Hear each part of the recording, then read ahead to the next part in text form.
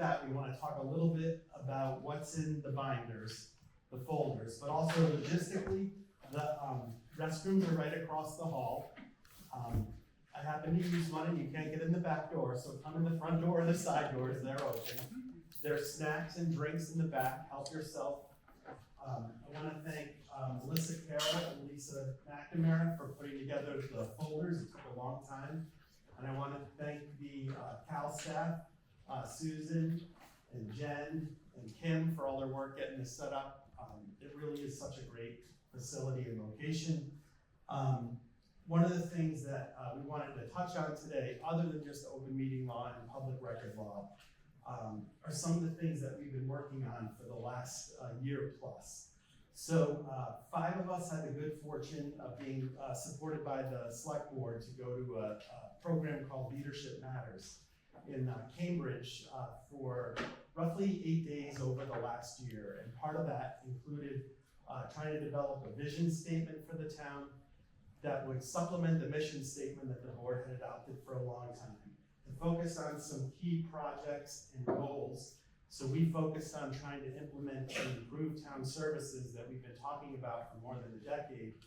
And for those in the know, especially anyone here from the finance committee and the select board and school committee, we were able to get several of those things in place for the fiscal year that just started a few months ago. And our hope is to complete that list for next year, knowing that we've done much of the dirty work and the more expensive stuff the first year. So that's what we're working on. And some of the things that are in your packet that we want to highlight, we're going to touch on individually. So first I want to introduce our Director of Community Development, Leanne Drake.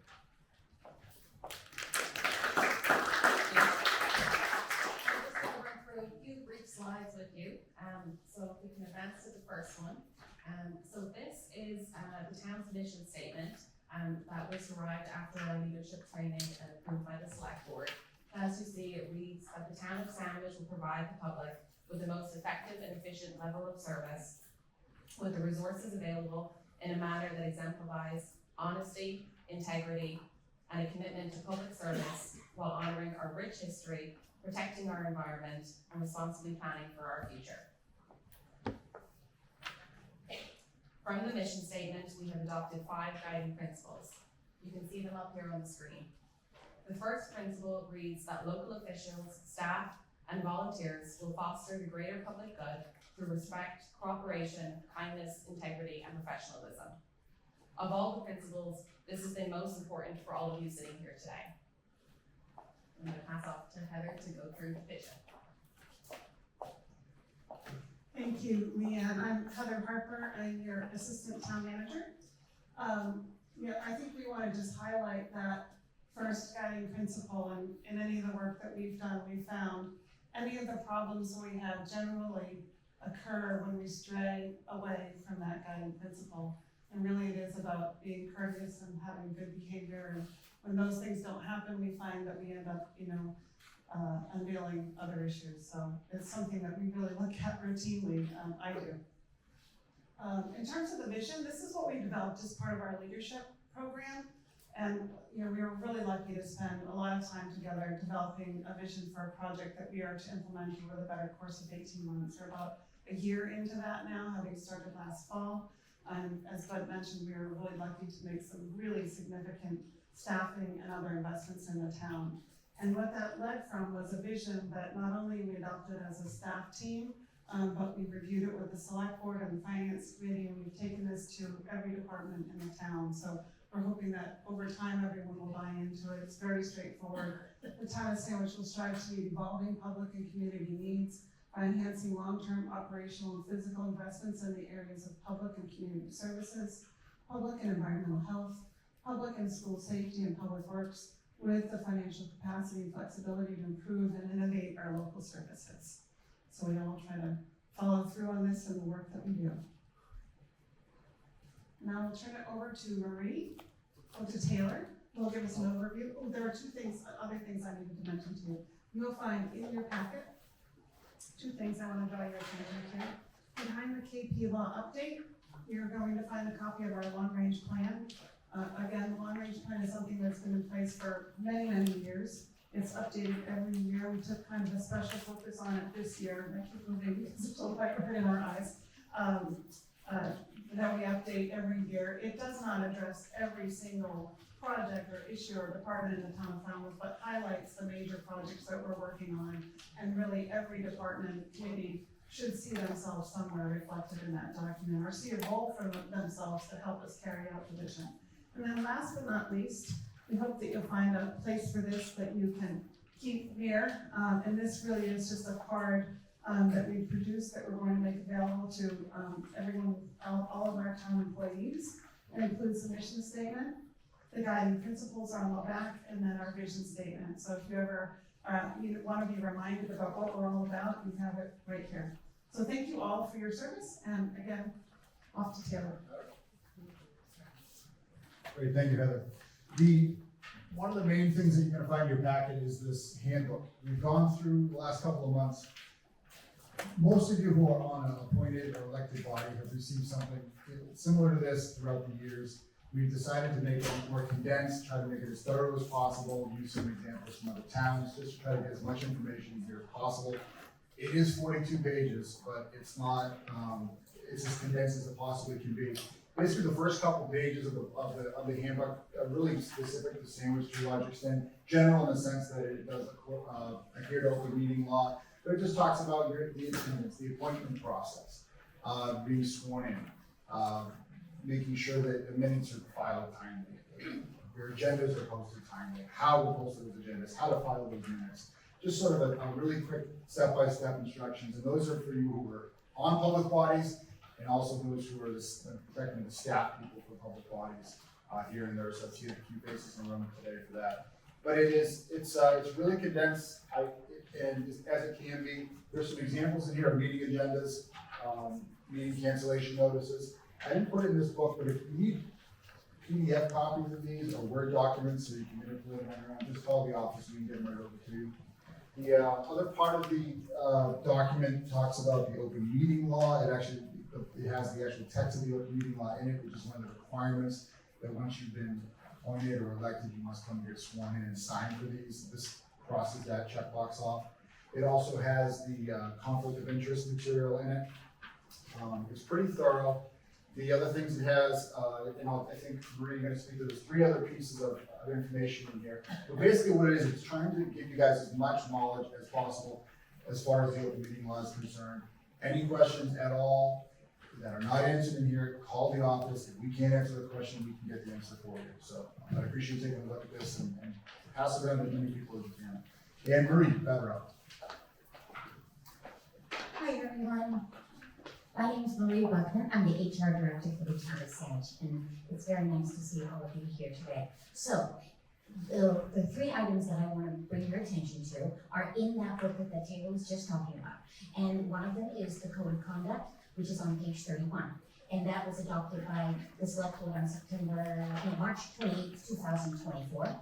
And so that is a document that all boards and committees should be aware of. And I'm just going to keep on moving on, and then I'm going to wrap it up with something that ties them all together. And then the other one is on page 36, and that is the select board inclusion statement that they adopted in September of 2021. And the final one is the anti-discrimination and anti-harassment policy.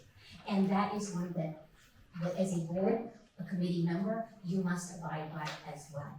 And so the final thing that I just want to mention, and that's on page 37, I want to mention to anyone who is a member of a board or committee and would like me or any member up here to go to one of your public meetings and talk about any of these policies, any of these, the things that we're talking about today, and wants us to talk about them with your board, just let me know. Give us a little bit of notice, we'll be on the agenda, and I'll come and visit you. So just wrapping it up there, and Bud is gonna finalize right now. Yeah, so just to quickly turn things over to town council, I just want to thank Taylor and Marie. Spent a lot of time on that handbook, putting together, going through it, proofing it, having a lot of people look at it, and it was a lot of time, but it's the type of thing that'll be easy to update in the future, and I think we can all use it moving forward. Also want to highlight 2 people quickly, and that's years ago when the state changed the law, you had to identify a public records official in town Taylor immediately stepped to the plate. He goes, I'll take it on, I'll do it, and he does a great job with it, very serious with it. And Mike Toomey, our IT director, he's here with Tammy and Tim from the IT, but anytime one of these requests come in and we have to search for like 8 different words in 10 years worth of, or 7 years worth of emails, Mike's the one that is working with the computers to get that all organized and get it to Michelle. So I want to introduce now Attorney Michelle Randazzo from KP Law. She's our town council expert on open meeting law and public records issues. One of the best things is when you call her with a difficult issue, she's like, oh, that's not bad. You should see the town, whatever. So she always makes us feel better whenever we talk to her. And she is so knowledgeable, you'll quickly see that. Fast talker, a ton of information, and I know she's gonna repeat this, but a lot of the presentation, there's copies of each slide collated in your binder. Some of it is to refer to later. We're not gonna go through every slide. Thank you. Turn that one off. Can you folks hear me okay? Is that good? How's that? Thanks, Bud, for that introduction. Some of you folks may have seen me do presentations in Sandwich in the past. I'm happy to be here to a beautiful facility. I'm looking forward to a tour a little later. As Bud said, I'm going to talk to you about open meeting law and public records law. And my hope is that this is going to be a refresher and an opportunity for you folks to ask questions, because I want to give you information that is most useful and relevant for you. So as Bud said, the information that's on the slides, you have a copy of that in your packet. We're not going to go through the slides word by word or verbatim, right? It's intended to be a reference tool for you. I joke sometimes that these handouts are insomnia reading, right? Sometimes when you can't sleep late at night, pull it out, take a look at it, should cure that insomnia. But I will, this is a flexible presentation. It's works better as a dialogue than me just reading a script. So feel free to interject with questions. I would ask that if you're gonna talk about if your question is gonna be based upon something that happened in a real life situation, that we depersonalize, right? Make it general, don't call out boards or staff members or members of the public or anything like that. I understand, I'm not sure if this session is, one of the sessions or both may be recorded. And so for that to be useful for folks in the future who may be, watching this because they're unable to attend, I'd like to have things sort of general in topic. I think it can be more readily accessible to folks. I'm happy to talk with folks individually in between sessions. There'll be a break before the evening session. So if you have something that you want to talk about that's, been a situation that's presented itself that you're curious as to whether you handle it properly or you need advice moving forward, feel free to grab me at the break, okay? Now, like any lawyer, I have to give you the lawyer disclaimer, right? These sessions are intended to be informational and hopefully sort of raise your awareness so that if you are faced with a situation that you're not exactly sure how to handle, you can go to the appropriate resources in town, whether it's Taylor, whether it's the town manager's office, and they will decide if it's a complicated enough question, whether or not to bring counseling, right? What I don't want folks to do is to walk away from the session and say, hey, that lady at that training said the sky is red, and so the sky is always red, right? How do we handle any particularly complicated open meeting law or public records question is going to depend on specific facts and circumstances. And at least with respect to the public records law, the law continues to evolve. Open meeting law is pretty static at this point. I'll explain to you why. So again, this is for informational purposes. And if you do have any questions in a specific situation, I do encourage you to take advantage of the resources that are available to you here on the town level. To make sure, better, what's that saying? Better to ask forgiveness than seek permission. Well, the opposite is true, right? In these circumstances, it's better to ask the questions up front and make sure that you have the right information moving forward, okay? Before I start, I want to get a canvas of the room. How many board and committee members do we have? Okay, and is everybody else staff? Okay, so sometimes, when we have sort of a mixed staff and board committee, the types of questions maybe that we address may be more applicable to staff versus committee members or vice versa. But please don't hesitate to, stop me in the middle if you have a question. And if your question is of the type that I'm going to address it a little later on, I'll just ask you to defer, and remind me if we don't get to it. Finally, I can't see the clock very well here, so if someone, Manny, whomever, will give me a ding at 3, right? So that I know that we are approaching a time that either we need to switch to Q&A or address some of the issues that I deferred to a later time, that would be great. Just yell out, Folks, feel free again to walk in and out, no offense. I realize that, you may need to use the restroom or whatnot, and I would just ask folks to put their phones on silent, if that would be appreciated. Okay, so most states have what are known as sunshine laws, right? Which are a combination of open meeting law, public records law, and conflict of interest law. We're not going to talk about conflict of interest today. Trust me, we could spend hours doing that, and we might be more confused than when we started. But we are going to focus on public records and open meeting law.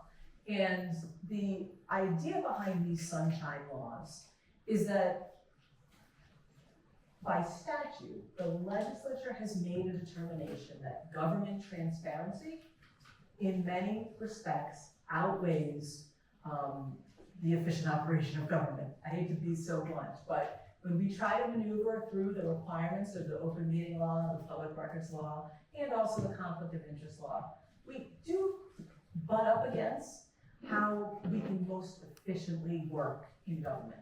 Sometimes those two competing interests do not line up well.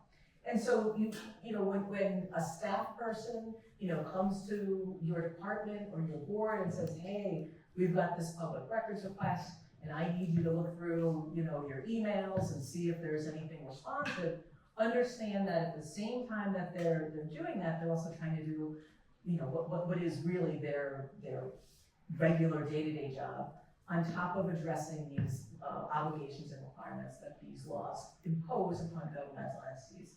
The idea being the public's right to know is outweighing the government's interests in efficient operations in these respects.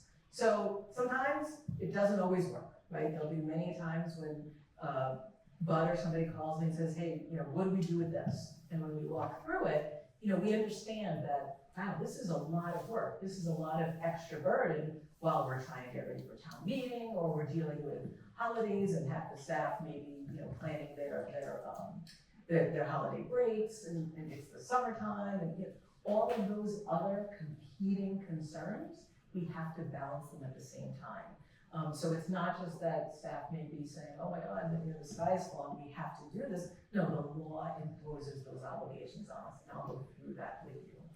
Now, for folks that have been part of town government for a long time, you may recall that the open meeting law was substantially revised in 2010. Now, we're almost 15 years from there. So the things that I'm going to talk about with respect to the open meeting law requirements ought to be familiar at this point.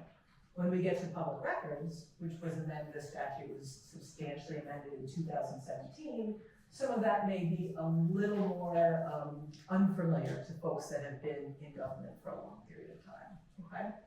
When we deal with the open meeting law, the Attorney General's office has supervision and enforcement authority over open meeting law complaints. With public records law, it's within the State Secretary's office. There's a division of public records, and there's a supervisor of public records. So if I refer to the AG's office, I'm referring to the Attorney General Division of Open Government, and if I refer to the supervisor, I'm talking about the supervisor of public records, okay? So let's focus on open meeting law first, right? Any meeting of a public body, right, which is not a single individual, it's a multi-member board, committee, or commission, right, has to post their meetings in advance so that the public knows that if they're interested in the items that are on the agenda, they can tune in, whether it's in person, through virtual means, or what other avenue or platform the meeting is being offered through, okay? And generally speaking, most business that a public body conducts, the presumption is that it will be in open session, i.e. open to the public, for public observation. There are limited reasons why a public body can choose to go into executive session, and those are construed very narrowly. So if it doesn't fit precisely within one of the statutory contours of appropriate reason for an executive session, you generally have to hold your discussions, deliberations, and your general business in open session, okay? Once you've had your meeting, there are requirements to prepare meeting minutes, both by state law and your general bylaw has some additional requirements with respect to meeting minutes. We're gonna talk about that in a little more detail. But the idea behind meeting minutes is you've had your meeting, now you have to summarize what went on at that meeting with enough detail so that if someone a year from now wants to read those minutes and understand what occurred at the meeting, that the minutes will accurately reflect that, okay? So that's a very general overview. For the most part, board meetings have to be in an ADA handicap accessible location. You typically can't hold a meeting down at, Joe's Bar and Grill if that facility is not open to the public and also not handicap accessible, okay? So what is a meeting, right? And this is one of the areas where I think folks often struggle with. How do we efficiently get things done, understanding that conducting our business is supposed to generally, in almost all circumstances, occur in the context of a properly posted and noticed meeting, right? So meeting is typically defined as almost any situation where a quorum of the board, meaning in most circumstances, a majority of the board, meets together in whatever context and has a discussion or deliberation about matters under that body's jurisdiction, okay? The definition of a meeting does not include, however, site visits, right? A lot of land use boards may have occasion to have site visits on property. A site visit is not a meeting under the open meeting law as long as the members assembled do not deliberate over the matter that they're, the reason why they're there for the site visit, okay? Or other matters under their jurisdiction. This is not a meeting under the open meeting law. Board and committee members can attend, regardless of whether there's a quorum of the board or not, an educational program, a retirement party, can go to testify before the state legislature down at the State House. You can attend those types of events without necessarily posting a meeting, as long as the body members do not deliberate on matters yet under their jurisdiction. Especially for any community that's not pretty central to Boston, I'll often have situations where a quorum or more of, let's say, a select board is going to travel into Boston to attend a hearing, for example, at the State House or some other function or program. Now, do they need to post that? Not generally. But are they going to travel together in the car for 1.5, 2 hours to get into Boston? Maybe. And does that create an appearance potentially to anybody that observes this? Hey, they were in the car for 2 hours. They must have been talking about, you can only talk about the weather and your grandkids and pickleball, which is my latest obsession. You can only do that so much. It must be that they, at some point got into a discussion about actual substance. So I ask folks to be mindful, even if you're not talking about, matters under your jurisdiction, and we are talking about the weather, and we are talking about your vacation plans or whatnot. The more time that a quorum or more of a body are in a single location together, it really can lead folks to the assumption or presumption that you have engaged in discussions that really need to be in the context of a properly noticed and posted meeting. So I just ask folks to be mindful about that. I once had a board member say to me, hey, my fellow board member has a plane. Nice. And we're thinking about flying, over to Nantucket to go have lunch or whatever. I said, is that a great idea? Right? What is because the question was coming to me was 5-member board, they were thinking about inviting a third person, right, a third member of the board. I said, well, I mean, you can promise me you're not gonna talk about any select board business, but if anybody observes that, you are putting yourself at risk for an open meeting law complaint. And we'll have to respond to that, and you have to deal with it, but is lunch on Nantucket worth it? In this circumstance, it's your decision, but understand that that's a potential, from the, the court of public perception. So even when we're in situations that are not clearly a meeting under the open meeting law, I ask board and committee members when you're getting together, if there's gonna be a quorum of you together, you need to be mindful of how that's perceived. I hate to say it, but social media is ripe for this type of issue. I'm gonna talk a little bit more about social media later. So we've talked about a quorum of the board. What about a subcommittee, working group, task force, advisory committee, right? A public body is any multi-member body that is convened basically for a public purpose and under the umbrella of town government. And that includes subcommittees. So even if you have a subcommittee that is less than a quorum of a full parent body, that subcommittee may still be covered by the open meeting law, which means posting meetings, taking minutes, and otherwise complying with the open meeting law. So I ask folks to be also mindful of that. If you are, let's say, a 5-member board and you want to say, hey, let's put together a 2-member working group or study group to look at X, Y, and Z, you're going to want to talk to Taylor, you're going to want to talk to administration to confirm whether or not you need to comply with the posting and minutes requirements. It can be difficult, right? And honestly, this is one of those situations that varies based on the specifics of the particular situation. I've had the Attorney General decide with 2 different communities, master plan working group. Both situations had the exact same name, but how those working groups were comprised differed. And so in one instance, the Attorney General said that's not a subcommittee, and in the other instance, they said that it was. So, I don't like subcommittees. Another thing that we see a lot of is folks saying, well, we're having a working meeting, right? Does that need to be posted? Yes, right? You can call it whatever you want, it's still a meeting, right? So there are distinctions under the open meeting law from your sort of regular monthly, bi-monthly, whatever your schedule is meeting, and less formal instances where you try to gather as a board, committee, or commission in order to do some, business outside of the norm, right?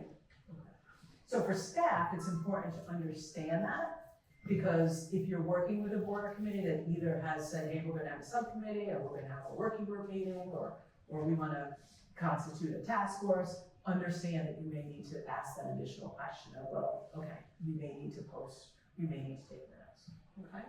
Any questions? All right. So, people often say to me, well, we didn't deliberate, right? Whatever the discussion was, it wasn't a deliberation because we didn't take any votes. That's not, the open meeting law defines a deliberation as any oral or written communication through any medium, email, text messages, phone still works these days, right? Social media, where a quorum or more of a public body exchange ideas on matters that are within their jurisdiction. It's a very broad definition. It is not limited to those situations on which boards take a vote. So understand that, communications amongst a quorum of a body, board or commission, are generally, I presume that it's a deliberation, right, for purposes of the open meeting law. So as we said, email, text messages, social media, also serial communications. So you've got a 5-member board and one person reaches out to a second person, that's not reaching a quorum. Then that second person reaches out to the third person and says, hey, I just talked with Joe and we think X, or I think X, what do you think? Now that communication has reached a quorum of the board, and that is potentially a violation. Similarly, if one person sends out an email that is copied to an entire board and says, I think we need to do something about this, the Attorney General's office is gonna look at that and say, well, you expressed your opinion outside of a meeting to a quorum of the board, regardless of whether they responded, this may be a problem under the open meeting law. So when we are looking at digital communications or telephone, right, whether it's email, text messages, or phone, it is appropriate to use those to distribute the agenda, to say, hey, can you make a meeting next Tuesday?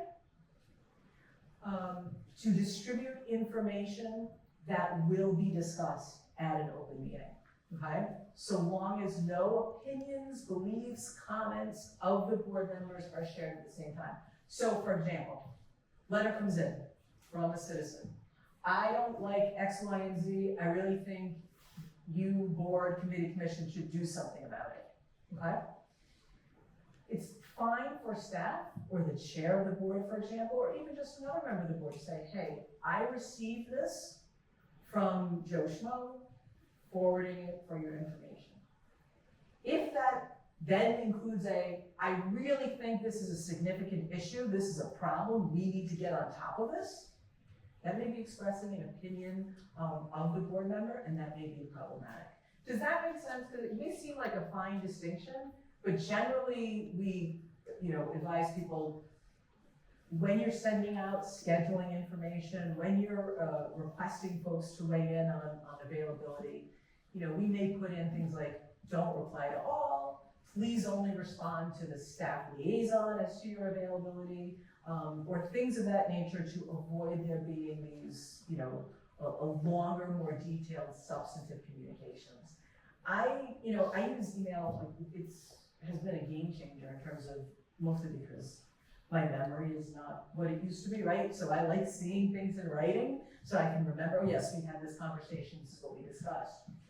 At the same time, if I pick up the phone more now, right? Because I realize that folks sometimes, it can be very easy when you're on the fly, if you're looking at something on the phone, to hit reply all and respond to something without ever intentionally intending to run afoul of the open meeting law, but it's just we're running around, we're doing so many things, we're juggling. Board committees and commissions are volunteer boards, right? They're trying to juggle these responsibilities together with their day-to-day lives. It's very easy to trip up. So I do caution folks to be very judicious about the amount of substantive discussion that occurs in email, text message, and the like, okay? I've given you some information about how to calculate a quorum, right? In general, it's a majority of the board, right? There is an interesting carve out for, do we have any conservation committee members here or staff for conservation? All right, we're not gonna go over it now. There's a little distinction because of state regulation about how you calculate the quorum of a conservation commission. But generally, it's a simple majority of the members of the public body, unless there's a charter provision or state law that a regulation that provides otherwise. If you don't have a quorum present for a meeting, can you go forward? I mean, you can't get anything done. You don't have a quorum. You need a quorum to at least effectuate any business. Is it a violation of an open meeting law for less than a quorum to convene? No, right? You're not a quorum. Whatever you discuss is not being exchanged amongst a quorum, but at some point, and we've seen this time and time again, folks say, oh, well, this was a 5-member body and 2 people showed up and, the third person didn't show, so they didn't have a meeting, but they still went on and talked about whatever it was they were was on the agenda, right? And technically, that's not gonna typically be a violation of open meeting law, but you still may be faced with a situation where someone is going to file a complaint that you did violate the open meeting law. So typically, if you don't have a quorum, and usually this happens because unexpectedly, someone is unavailable, we do suggest that you try to postpone until a time that you have a quorum. Yep. Could you just clarify how the quorum numbering works? So typically, and this is a question that we get all the time, right? You typically need a majority of the full body to be present, right? So it's a 5-member board, you need 3 people there. Once you get those 3 people, a 2-to-1 vote typically will count. Now, on land use boards, right, there may be different, right? Because there are certain circumstances where under state law, there's supermajority requirements for effectuating decisions, for example, right? So that may be different. You know, I'm thinking in particular of a zoning issue where you need 4 out of the 5 votes, you need the 4 votes. So if you only have 4 people in office on a 5-member board, you're gonna need all of them to vote in the affirmative. So under the open meeting law, it's typically just a majority of the board. Once you get that majority to come to a quorum, less than a majority can potentially act unless there's a statute, state regulation, charter revision, or some other law that requires something different. Okay?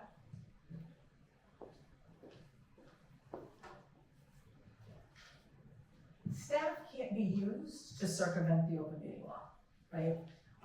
Sometimes we call it polling, sometimes we call it, you know, telephone, the game of telephone, right?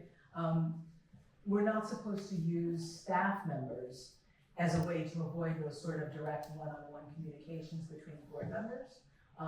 Now, it's pretty common, I think, I'm sure any board or committee member knows that staff's gonna send out agenda, staff's gonna send out informational, whether it's the meeting packets or information received from administration or state agencies or applications, all of those things can be circulated by staff. We just ask that you folks do not necessarily apply substantively to those informational communications. We are getting a lot of complaints about social media usage. I personally think social media is the downfall of government. I really find that it is complicating significantly how we operate, and for a couple of different reasons. But as is particular to open meeting law, right? If I have, every town has one or more everything sandwich pages, or sandwich community page, or whatever it is in terms of social media, Facebook group or otherwise, where members of the public get together and talk about their views on things in sandwich. And oftentimes board and committee members are part of those groups. If a quorum of a particular body all posts about the same issue, it can give rise to open meeting law complaints, right? So there's a difference between saying, let's go, I'm sorry, I don't know what your mascot is for the schools, but let's go Blue Knights, okay? There's a difference between that and what often happens like in a 40B context where there's a lot of public discussion and debate about the pros and cons or people's perspectives on a particular project, right? Board, committee, and commission members do not check their rights to participate as a citizen on such public discussions just by virtue of their membership on a board, committee, or commission. But that doesn't mean that that can't create problems, whether it's the form of an open meeting law complaint or just the perception that members of a body are talking outside of a formally posted and noticed meeting on matters that are within their jurisdiction. My personal, I try to encourage folks to detach from in an official capacity from social media. If you are participating as a citizen, which again is your right, I encourage folks to make clear, I am not speaking on behalf of the board, I am speaking as a taxpayer. And sometimes just having to type all that additional information may make you say, maybe it's not worth it for me to weigh in this circumstance. Any questions on that? Okay. So these are some of our do's and don'ts, right? And I just went over that, basically when you circulate information, whether it's in hard copy, email, text message, however you do it, there ought not to be substantive discussion about the matters that are the subject of the meeting. So there's, just so folks are aware, when we refer to these, the slides will refer to says OML for open meeting law, and then a year and a number.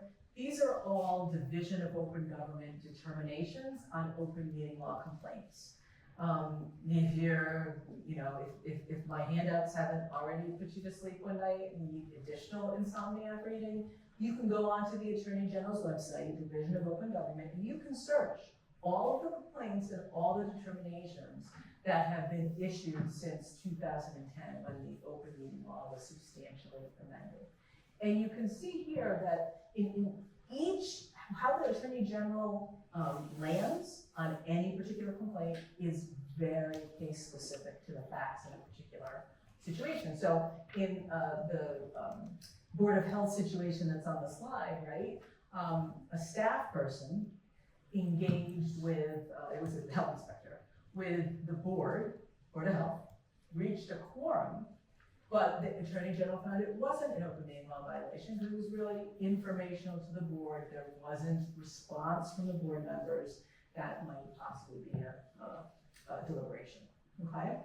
And yet, in contrast, in the Parks and Recreation Commission decision, one member of the commission sent an email out that expressed his or her opinion on a particular topic, and it reached the entire board, and the AG found that it was a violation even though nobody else was involved, okay? So it's dicey, and this just reiterates, it's better to keep your email communications primarily to a minimum in terms of substance. See it all the time, right? Somebody, a board chair, has gotten home after their day job and is sending information out to the full board at night and is like, yeah, and I really think we need to tackle X, Y, and Z, and this is important, and I really want folks to pay attention to this, that, or the other thing. That can be problematic. But again, we never assume that folks are acting intentionally. It's just the degree to which we all use email, or most of us use email these days. I think sometimes we don't always pause before we hit send. All right, so social media, it's been a mixed bag with the Attorney General's office. I think we've been more successful than not in arguing to the Attorney General that, look, people don't check their rights as citizens and taxpayers to comment on matters of public concern in the digital world, okay? But again, it's a very fact-intensive process. I had a situation once, which was one of the earlier social media open meeting law complaints, where 5-member select board, 2 of the members were part of a closed local Facebook page. It was like a sort of women in Provincetown page. And this is all public because the decisions are public, so I'm not playing anything confidential. And a third female member, a third individual was also part of that group and had posted some content, and then very shortly thereafter got elected to the select board. So now we had 3 members of the select board, all part of this same Facebook group, and there was a complaint that was raised about comments that the newly elected board member had posted on this social media page. And there was a discussion, that the AG went through, well, did the other 2 members comment, right? Where there's no evidence that they even read that post, right? So this is the type of granular detail that we end up having to review when we get these social media open meeting law complaints. So again, a words device, I would try to avoid engaging in discussions on anything that comes under your jurisdiction, the body, commission, or committee, if you can avoid it, okay? If you maintain separate social media accounts, if you are one of those folks that feels compelled to speak out as a public official and have a social media platform, have a separate one for your private, right? Because, and one of the things that's in your packets is an informational alert about a recent U.S. Supreme Court decision, where we had an issue, and this happens a lot, especially mostly for elected officials, but they might have a, campaign to elect so-and-so social media account, Facebook. I only know Facebook. I'm sort of getting I think I understand Instagram at this point, because I've got a 16-year-old and I understand the rest of it. And I'm sure that, you know, if you were to review this in a year from now, like, you'd be talking about some other social media. Like, it's not even Twitter anymore, it's X, so clearly we need to update our logos there. But,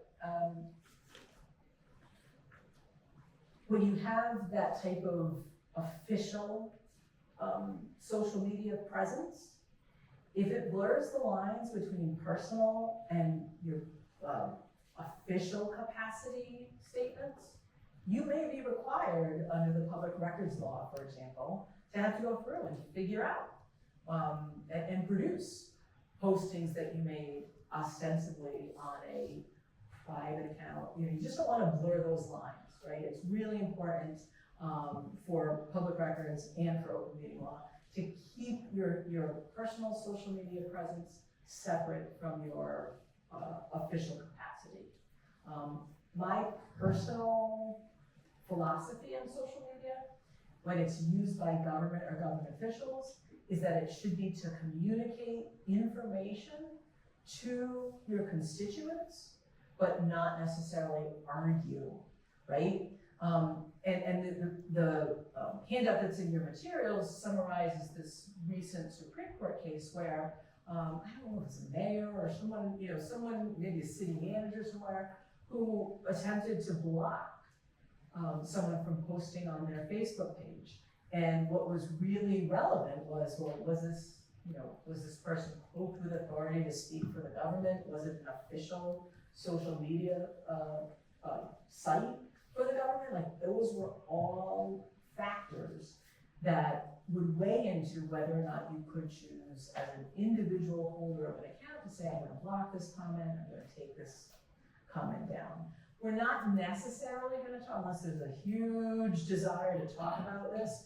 I wasn't gonna go over it in detail, but we are really challenged right now with the issue of the degree to which, whether it's in-person at meetings, hybrid meetings, or through social media platforms, the degree to which the First Amendment applies and limits the government's ability to take down comments, to block posters who engage in speech that we might feel is discourteous or uncivil.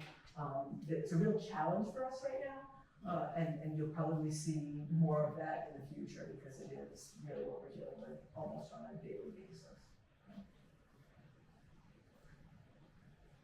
We don't like, get it, we don't like social media.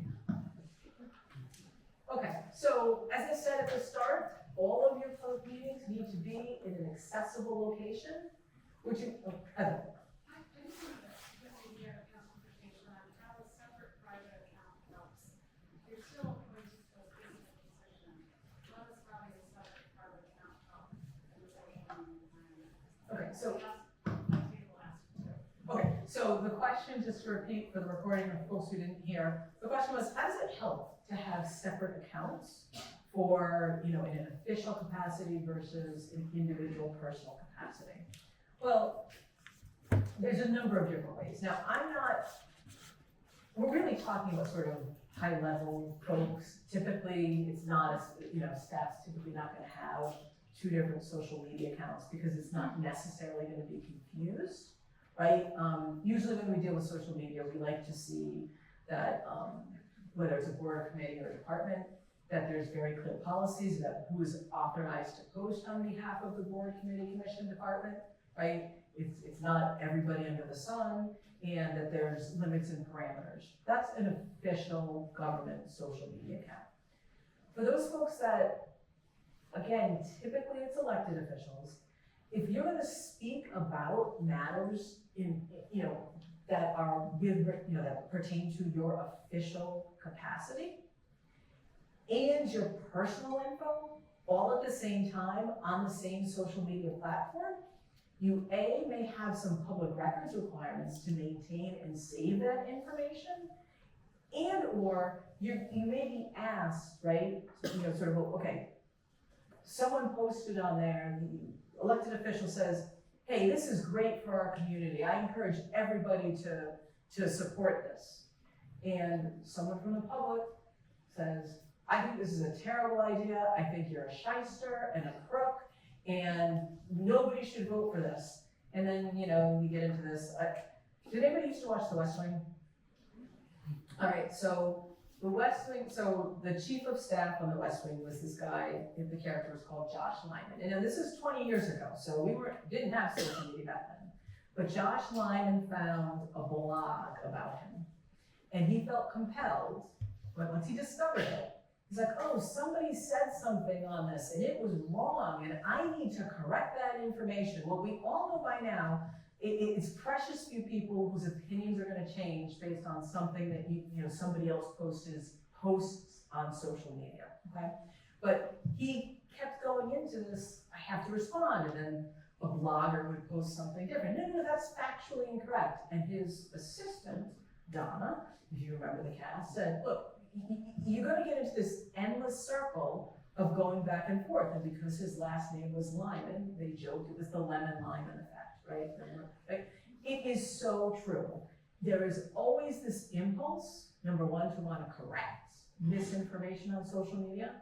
I always recommend to folks, if government wants to get out information, there's an official channel to do that. It should go through official sources. It should not be individual staff members or individual board or committee members that are going out there and trying to rebut the misinformation or to respond to folks that are being critical of government. So to go back to sort of Heather's question, if you blend the two accounts to your personal and your official capacity speech, it becomes much harder for you as a holder of that account to say, well, I don't like what that person's saying, so I'm gonna block them, right? As your own personal social media, you can do that. You're not required to, in a private, Facebook account that you share with your family and your friends, you're not required to allow the whole world to participate in that. But if you're blending the two, the lines become pretty challenging, or they can be. And you may be required to save, you may be required to produce social media postings, and you may be limited in your ability to block content or comments that you object to. We could talk for hours on social media just on it, but I typically, and I'm the door of doom, right? That's my job, is to think of what are all the ways in which things can go wrong and how do we try not to get ourselves into trouble. I don't like social media. I think it creates too many avenues, at least for public records law and the meeting law, where we can run afoul of the laws that apply to us, okay? When we talk about accessible locations, we are talking about, this is an accessible location. But if the front door is locked, nobody can get in, right? So we've had open meeting law complaints where, the front of town hall, the lock was broken. And so they had a greeter at the front door who, meeting time, let everybody in. But after about a half hour, the greeter went home and people that were coming late to the meeting could not get into the meeting. That's not acceptable, okay? When we're dealing with, how many folks have gone to, and I don't know if you have a sort of across the board policy here in terms of hybrid, in-person, or entirely remote meetings. What are we looking at generally? Almost all are in person. Okay. There's a couple that are all remote. We haven't had good success with hybrid technology-wise. Well, and that's an important point, right? If you are hybrid or entirely virtual and the tech goes down, you may have to stop the meeting, right? And again, this depends on how the meeting is posted. Obviously, during the pandemic, there was a lot more flexibility, and we still do have the flexibility until March 31st, 2025, to have entirely remote meetings. And stay tuned, the legislature, if you follow this at all, they keep trying to change the open meeting law to permanently put in place some of the pandemic relaxations of the remote participation requirements, but also at the same time to require that boards, committees, and commissions offer a virtual or hybrid option. And there was a big push in this legislative session to get that passed. It didn't get passed. I don't know if it's going to continue as we don't we still not have a budget? Like, you know, I think there's some bigger fish to fry right now at the state level, but it may get resurrected, in the next legislative cycle. But until March 31st, 2025, the pandemic rules on remote participation are still in place. But my experience has tended to be that most of my committees and boards at this point have gone to in-person, where they may also sort of record it.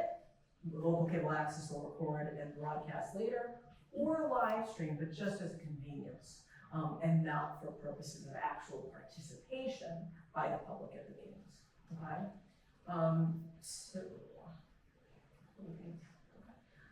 Sometimes we have situations where a meeting is, you know, you hear in advance that 300 people are gonna show up, and your meeting room can fit 20, right? You need to try to, if you can switch to a room that can accommodate, you should do that. If it's within 48 hours, right, all meetings have to be posted at least 48 hours in advance, not counting Saturdays, Sundays, and holidays. Within that 48 hours, you can change the location. It's pretty easy to some degree. If it's in person, you post a sign on, you amend your agenda, you post a sign on the door saying we've moved down the hall. I had a situation once where, whatever it was, I can't even remember what the topic was, but it was expected to engender a huge turnout. So we had to move from the regular town hall facilities to the senior center, which were not physically adjacent. And the town did not want to reschedule, so they actually had like the Council on Aging band there to shuttle people back and forth between the two locations if they wanted. I don't think it ended up that they had to utilize that, but if you want to continue with a meeting and you learn after you've selected the location and posted it that you need to accommodate or be prepared for a large crowd and you don't want to cancel, you need to make sure that you've taken every step you can to update the information as to the meeting location, okay? So what's an emergency meeting? Emergency is not a lack of planning, right? An emergency meeting is an act of God. So the pandemic was generally an emergency, but not in every circumstance. A water main break, a fire breakout, you know, I don't want to get dark, but, you know, have you seen all the bomb threats that are coming into the local schools? I mean, it's been three, I live down on the South Shore, I've seen 3 in the past 2 weeks, right? That may be a situation where a public body appropriately engages in an emergency meeting. But in most circumstances, it isn't really a true emergency. There's sort of, not a famous case, but one that really rocked folks a lot because it's a situation that we deal with a lot. Finance committee was meeting before town meeting. They had to approve the articles.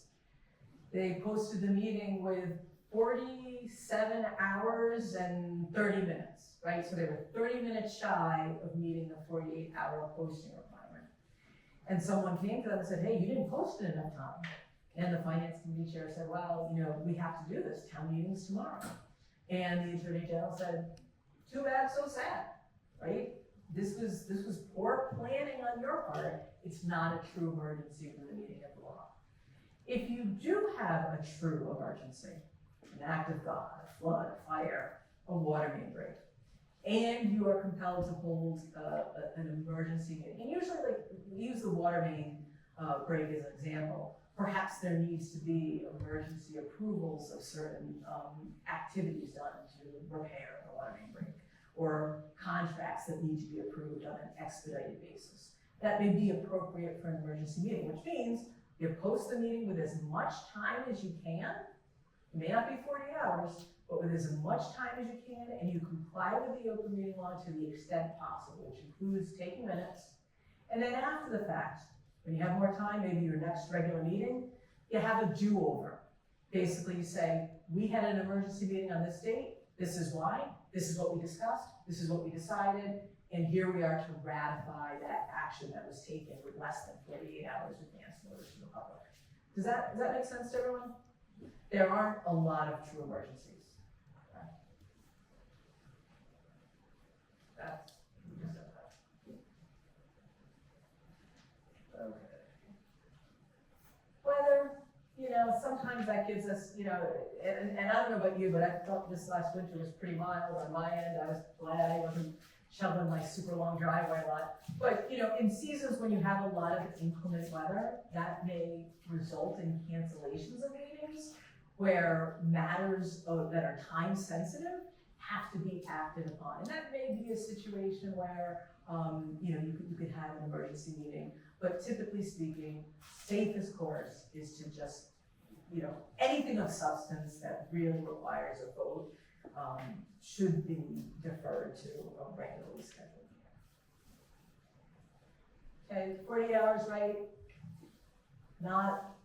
Don't count Saturdays, Sundays, holidays.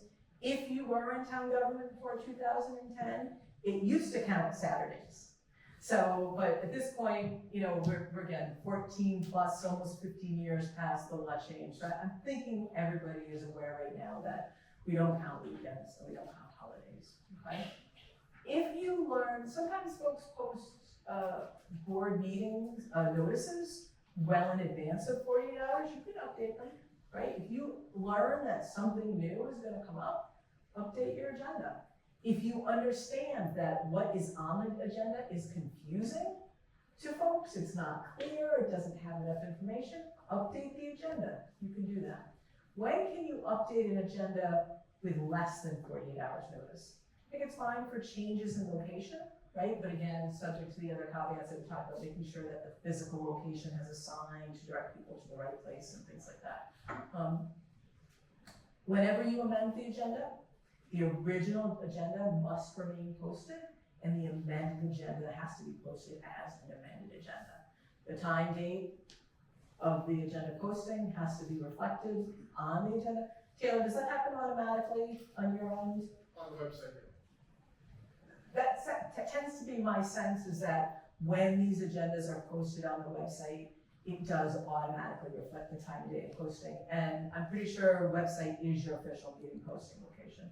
But you're also required to send it over to the town clerk's office as well. And one of the slides will have the specific provisions of the general bylaws in Sandwich that govern the requirements for what are defined as regulatory boards. Most boards, select board, board of health, things like that, that have additional requirements to make sure that town clerk's office gets the appropriate records, okay? Sometimes, in particular with our land use boards, there are other posting and publication requirements that work in conjunction with the open meeting law. They do not supersede them.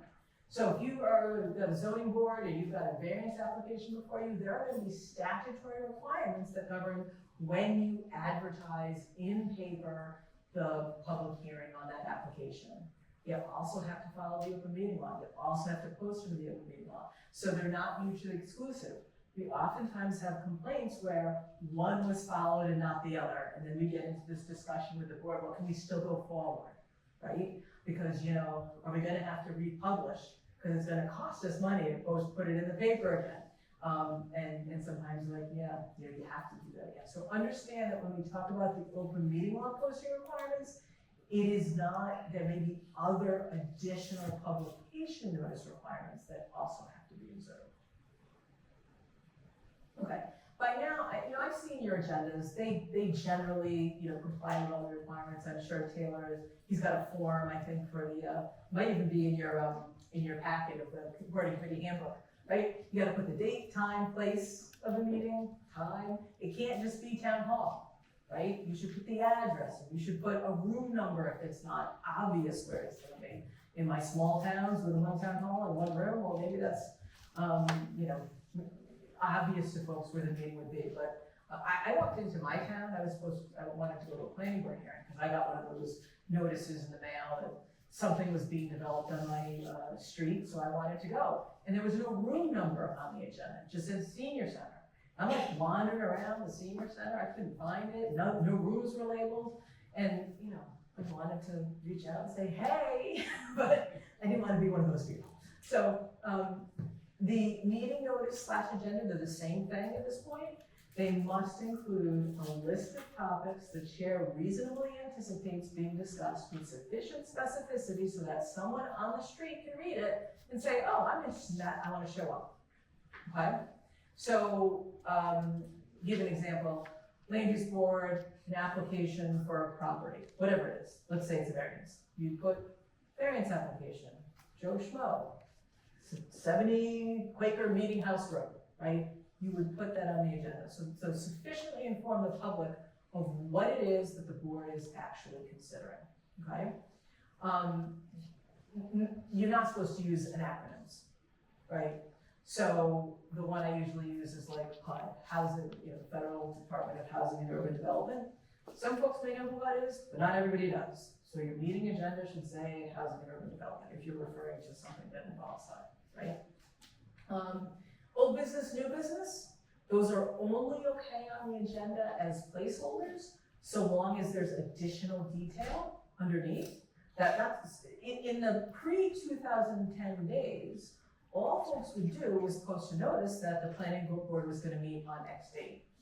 And the agenda itself wasn't generated or perhaps even distributed to the board, could even be the day of the meeting, right? The public would have no idea, aside from what might have been published in a paper for a public hearing notice, as to what the planning board in that situation was gonna discuss. When they changed the law in 2010, they combined the requirements, right? So you not only, whatever you post has to really contain that detailed agenda. So whether we call it a notice or an agenda, they're the same thing.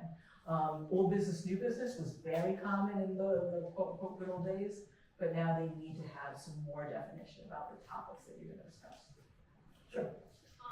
On the meeting agenda, you're talking about it being, like, having specific of where you need to be, room number and whatnot. What if that is a link? If it's like a Zoom link that someone's going to, because in our case, not necessarily some of our, members can access, like, they can't see, so they can't get the number, the code and stuff. If it's digital on the website and they need to copy and paste or click that link, how accessible does that need to be? Okay, so the question is when you are using digital means for accessing a meeting, how much information needs to be on the agenda itself, right? And you have a couple of different options, right? You can put a phone number. You can say, for information on how to access this meeting, call so-and-so staff person at this number, right? The caveat with that is that number has to be accessible and someone's gotta be answering the phone throughout the meeting, okay? Because there's no requirement that, once 7 o'clock, the time of the meeting has passed, that, people are out of luck in terms of accessing the meeting. Just like an in-person meeting, someone can walk in an hour into the meeting, 2 hours into the meeting, whatever it is, and they have to be able to access it. So that's one option. Another option is you put the whole link or information on the agenda itself, okay? I typically, just because of the nature of how I access things like Zoom, I typically am not clicking on the link. I'm usually copying and pasting the meeting number and the passcode into my Zoom account. But there's not a requirement greater that I'm aware of than just simply including that information on the agenda itself. Go ahead. What if people can't access that information? I'm not sure, you mean because of visual or other impairment? So typically we do have an obligation upon request to provide information in alternative formats to satisfy folks with certain visual or even hearing impairments.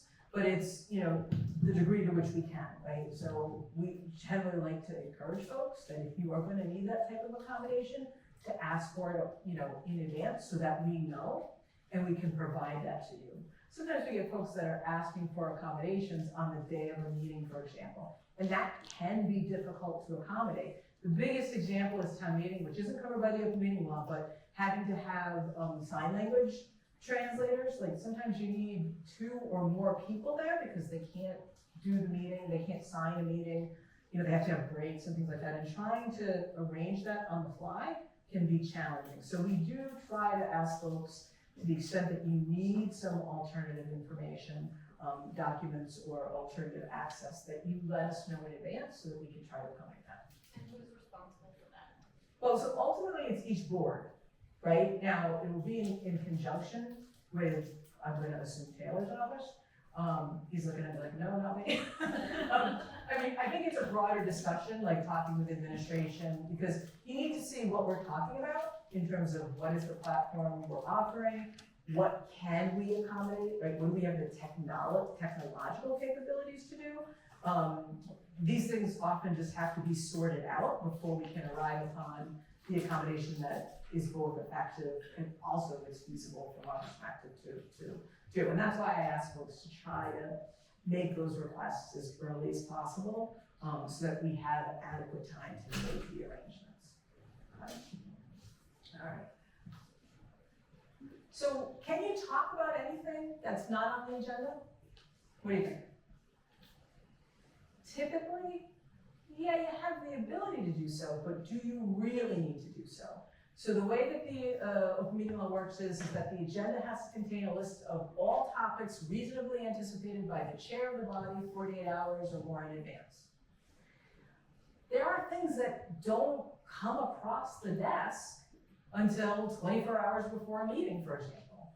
If it is critical that that issue be discussed at the meeting, you can update your agenda, you can add it to the agenda. I suggest that the chair of the meeting, when you get to that item on the agenda, say, we have a new item that wasn't on the original agenda, it was added because it was not reasonably anticipated 48 hours in advance, and we're gonna discuss it now, right? So you're giving everybody notice that the information was not reasonably anticipated 48 hours in advance or more. But the Attorney General, when they deal with complaints in this regard, will literally ask the chair or the staff person who has been tasked with the job of putting together the agenda, well, did you know about this? Like, when did you know this might be an issue? I had a situation which I really don't agree with the Attorney General's office on, but you know, I don't make the rules, right? Where I had a chair of body who did not have an item on the agenda, and who, at the last minute, as they're driving into the meeting, got information that said, oh, okay, so I don't even remember what it was, quite frankly, but it was something that said, oh, we can take action on this now. And said, hey, look, I just got a phone call from so-and-so, I understand that this is now something that we can move forward with, and I'd like the board to consider it. And the AG said no, and I disagreed, right? But from their perspective, they looked at, well, look, you've been talking about this for 6 months, right? This is the only agenda in 6 months that you didn't have it on there, right? You could have reasonably anticipated that it might have been a topic of discussion. Again, I don't agree with that, but I wanted to give you that idea of how strictly the Attorney General will look at this. Could the chair or the staff person that's delegated responsibility for preparing the agenda have reasonably anticipated a topic, okay? All right, how many boards actually engage in executive sessions? It's usually the select board, right? And your land use planning boards, because they get sued, right? Or permit decisions get appealed, right? Typically the big, you know, there's, I'm not gonna go through them in detail, but the slides do contain the most commonly used reasons for executive session. They are very specific, right? An executive session, any meeting of a public body, right? Where the body's gonna go into executive session, you always have to open in open session first. The public has a right to see that body, take the vote to go into executive session. Votes to go into executive session are roll call. All votes taken in executive session are roll call, have to be reflected as roll call in the minutes. And there are, again, limited reasons for which you can go into executive session, okay? Giving you some examples of situations where the Attorney General has decided that the level of specificity in an agenda item was unspecific enough. Okay. When you go into executive session, it's important that the chair announce whether you will reconvene in open or adjourn from executive session, right? And it makes practical sense. Let the public know if they should hang around till you're finished to observe whatever remaining business you intend to conduct in open. You're not required to come back into open. You can adjourn from executive session, but you need to announce that up front, okay? As I said, I've listed to you the different reasons why the law would permit an executive session. You are never mandated to hold an executive session for one of these purposes, but you have the ability to do so, okay? The, sort of the most typical ones might be, if there's personnel issues and they fall within, purpose one, collective bargaining or litigation strategy, discussions about the value of real estate, those are the sort of the most common. Okay, since you're mostly in person, we're not gonna spend a lot of time talking about that. Talking about that. One other thing, yes, sir? Can I just mention one thing? I've had this come up more often than not as it relates to executive session. And I know the answer to it, but I kind of wanted to throw it out there and have an answer as well. I often have, boards that come to me and say, we have to have an uncomfortable conversation about making a recommendation for a new board member. Let's say they're gonna make a recommendation for the X committee. Say, we're looking to have 3 different applicants, we have 2 spots, looking to make recommendations for the selectmen. I get that can be an uncomfortable conversation, but oftentimes I've had them say, we do an executive session, do that, the answer is no. The guidance I give them is I say that those applicants, if you recommend 2 out of 3, we leave the room, they're not required to, you can ask them to leave the room, have that conversation, but they're able to sit there and have an open session. So typically with the selection of whether it's employees, hiring, where an appointing authority is a public body, right? And then therefore any of their actions are gonna be governed by the open meeting law. There is not generally an executive session exemption that allows any and all discussions of any and all applicants' qualifications to occur in executive session, right? So to Taylor's point, when you're talking about, for example, recommendations for appointment to a vacant spot on a board, right? People often ask, hey, that's a real uncomfortable conversation to have in open. It's clear that that is an open session. There's minimal circumstances where you can have that discussion. I mean, I'd say there's no circumstances, but I can come up with one in my head that probably you'll not encounter in 10 years of doing your job as a board committee member. So presume that it has to be an open session discussion, right? Now, let's say, Bud hasn't told me anything, I'm not suggesting it, but at some point, Bud's gonna win the lottery and he's gonna retire, right? When it comes time for his successor to be chosen, right, and the select board is interviewing the finalists, that's open, right? And one person can, one applicant can sit there and watch the other person's interviews, and that's poor form. And it may be suggested to them that, for the integrity of the process, we ask you not to, show up and watch the questions that we're asking of your competitors. But under the open meeting law, they have the right to do that, right? And it is uncomfortable. Same thing is true for filling vacancies on board committees, or nominating folks for appointment to positions. It's uncomfortable, but that's the way the law's written. Okay? When you have remote meetings, whether it's hybrid or entirely remote, remember a couple things. You always have to announce, well, this is true of any meeting, let me just say this. Every single meeting you have, if it's being recorded, you have to announce that up front. It is something that people fell away from in, the rush to virtual technology during the pandemic. You have to announce that up front, okay? Whether it's local cable access, or it's an individual who wants to record the meeting, they have the right to do that. So long as how they do it, they have to tell the chair in advance, the chair has to announce it, and they can't obstruct or interfere with the conduct of the meeting, right? Okay? This gets lost often in the shuttle. If whatever board members are participating remotely, they have to announce who they are, right? We generally like you to have, if you're participating remotely, we'd like you to have, and it's video, we'd like you to have your names on the screen. You're supposed to have your screens on. You can't just turn your screen off in the middle of a meeting and go make yourself a coffee. And all those, when there's remote participation, all those need to be conducted by roll call and recorded as such a meeting in the minutes, okay?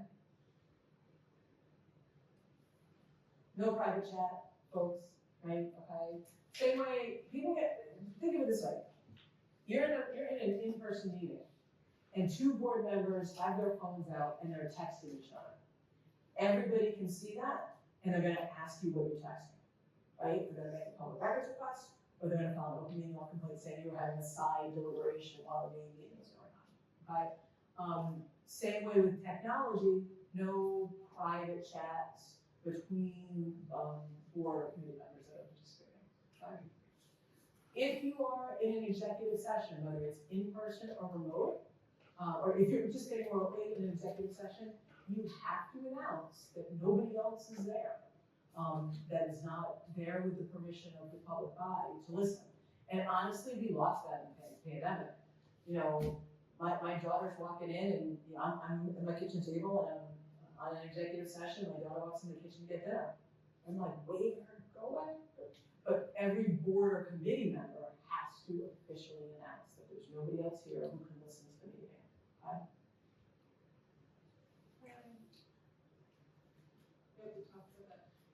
I've cited to you in this slide the specific provision of the general bylaws that applies to regulatory authorities that have to audio record their meetings and provide copies of those recordings with the town clerk together with the meeting minutes.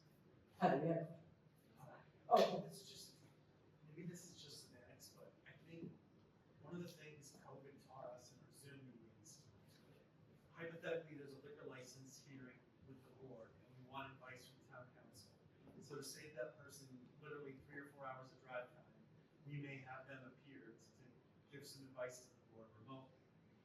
They're not voting, so it's not a hybrid meeting, it's not even a remote meeting because everyone else is in person. There's nothing special we have to do when like a consultant or No. for example, a staff update is done. So think of it pre-pandemic, pre-remote technology. I'm calling on speakerphone, right?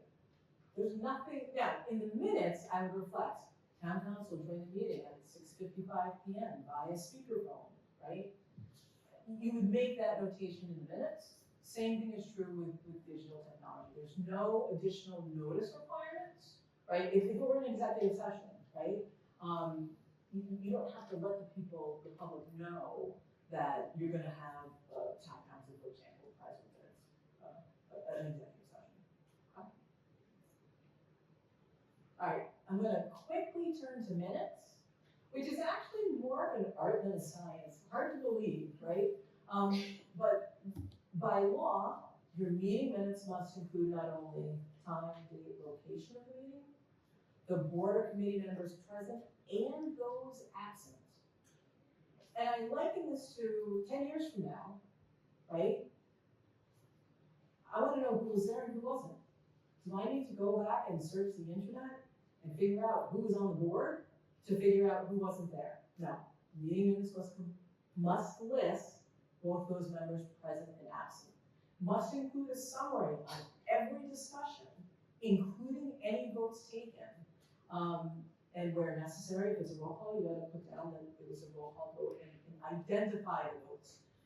It seems strange, but if you have a unanimous roll call vote, you cannot just say unanimous. You have to say Jane Doe, aye, John Smith, aye, so-and-so, nay. It seems crazy, but the AG has been very clear that is what the law requires, okay? When we talk about a summary of the discussion, it need not be a transcript, but it has to give people who were not at the meeting enough information to understand what happened. From the lawyer's perspective, I describe it as this. 5 years from now, we're in a lawsuit, and I need to find out what happened at that meeting, right? Is what you've taken down as minutes, does that accurately reflect that, right? Does it give me enough information to understand how the board came to the decision that it did, for example, okay?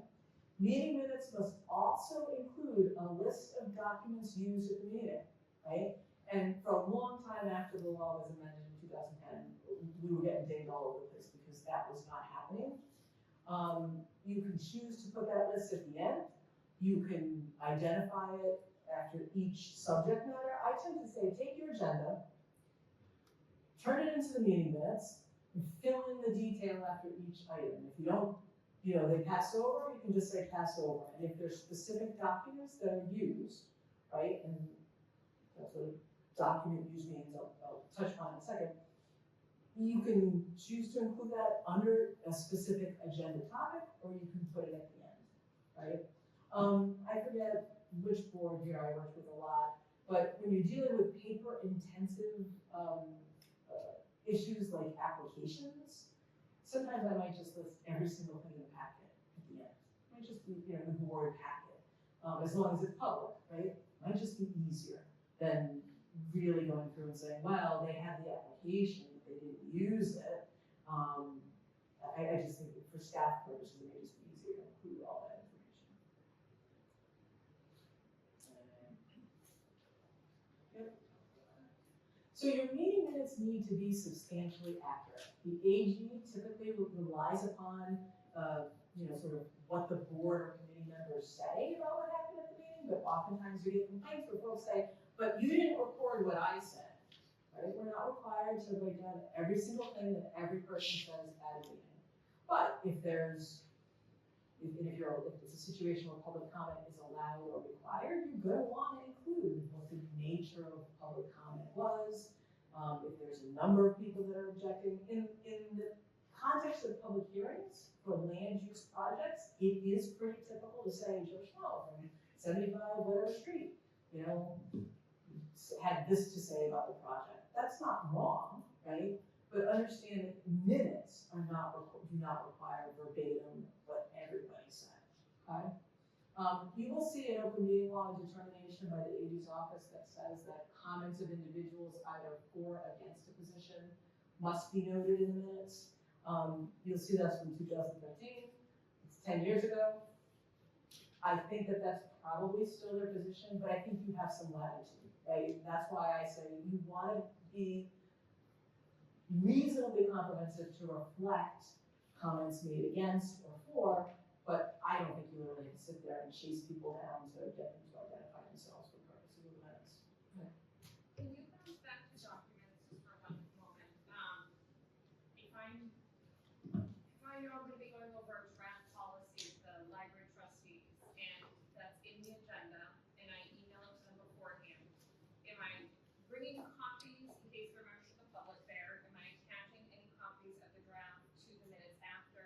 Like, you're saying list them out, but I'm sort of just wondering, like, to what extent are you going to make it accessible? Okay, so this is the definition of the document used. It's physically present, it's verbally identified by a board member, and the contents are discussed by the body of the meeting, okay? So everything that staff brings to a meeting is not necessarily always gonna be a document used, okay? They're not required to be appended to the minutes. But the point of listing them on the minutes is so that the public knows it exists. And if they wanna go into the library and say, hey, look, at the library trustees meeting on X date, you discussed this policy, where can I get that policy? You have to be able to put your hands on it, right? So it doesn't need to be appended. You do not need to have copies available for the public, right? Now, you folks tend to, at least for the select board, you distribute your packets digitally, they're posted online. Those are alternative methods of having that information available to the public. So if that's what you do, that's fine, right? You can point people to say, hey, that's available online. Just go to the board page, you can click on the agenda for this meeting, and all that document, all those documents are there. Okay, so under state law, meeting minutes need to be timely approved. State regulations say that that's within 3 meetings or 30 calendar days, whichever is later, okay? You have some additional requirements under your general bylaws for the regulatory boards, which are the select board, assessors, planning board, board of health, historic district committees, ZBA, Concom, and water quality review committee. Your bylaws require that those minutes need to be filed with the town clerk and need to be done at the next meeting or as soon as possible thereafter, and be filed with the town clerk within 2 business days after approval. Other than the regulatory boards, all of the boards are encouraged to do all these things and file them with the town clerk, but that is a local requirement. There is no requirement in state law that meeting minutes need to be filed with the town clerk. Again, different for land use boards that may have to file decisions with the town clerk, that's a different statute. Okay, Taylor talked to you a little bit about, the open meeting law certification that all board committee members are required to sign off on within 2 weeks of, election or appointment. So if you have any questions about that, I think it's addressed in the board and committee handbook. We talked, throughout this, I've talked about open meeting law complaints, right? So someone says, I think XYZ board done that. So the process is they have to go to the board and file with both the town clerk and the chair of the public body an open meeting law complaint. And it's on a form that the Attorney General issues. So it says AG on the front, right? But it's actually filed locally in the first instance. And if you get an open meeting law complaint, you have 14 business days from receipt to submit a written response to the complainant. If the complainant's unhappy with that written response, they can then pursue the complaint further with the Attorney General's office. Bottom line, I'm not gonna spend a ton of time talking about how to address open meeting law complaints. You get one in, talk to Taylor, talk to administration, they can guide you through the process, but understand that you have an affirmative obligation to respond in writing to the complainant. I typically, when I'm involved, I typically address it to the Attorney General, copy the complainant. It can be addressed to the complainant and copied to the Attorney General. They like to keep track of them so that if in fact an individual says, hey, I'm not satisfied with the board's response, and they want to pursue their complaint further to the AG's office, they have a record of both the complaint and our response. I'm not going to go into that first. Links here are some additional open meeting law resources that you may find very useful, including the Open Meeting Law Guide. They have a lot of information on the Division of Open Government's website. And on our website, we have an executive session checklist, right? If you are a board that goes into executive session a lot, you may want to print that out. At one point, back in the day before everything was digital, I think I had copies in every briefcase, in my car. They were, I probably had 50 or 60 of these things float around because I always brought them with me to meetings. Nowadays, folks typically just download them off the website. All right, doing okay. I'm going to get through public records pretty quickly, but before we transition, any more open meeting law questions? Okay. What's public record? Any record made or received by any town official, employee, staff member, elected, appointed, otherwise. Any document made or received, which basically means any piece of paper, any electronic record. Remember those old pink slips when people would call while you were out and someone would write, so-and-so called? That's a public record. Everything that is in town hall is a public record. The question will be, how long are we required to maintain it? And are we required to produce it in response to a public records request? Oftentimes folks will say to me, but that's not a public record.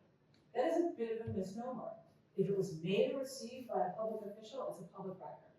We may not have to produce it, or it may be statutorily exempt from disclosure, but it still meets the definition of a public record. And it's not just paper, it can be digital, it can be recordings, security, camera, footage, right? It encompasses a wide range of types of what we just generically refer to as documents, okay? And I've given you the definition.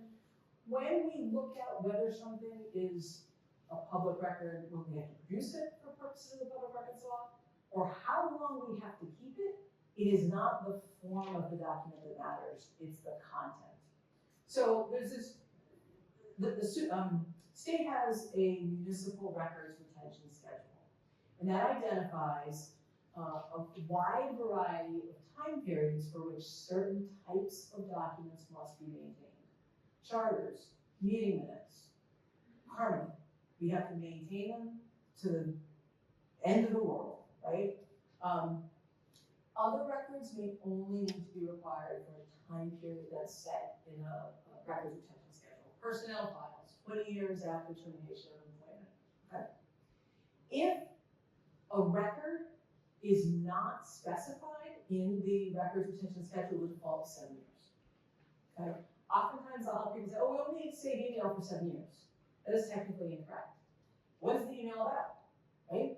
If the email says, hey, I'm running 5 minutes late, I'll meet you in a minute, we don't need to save that.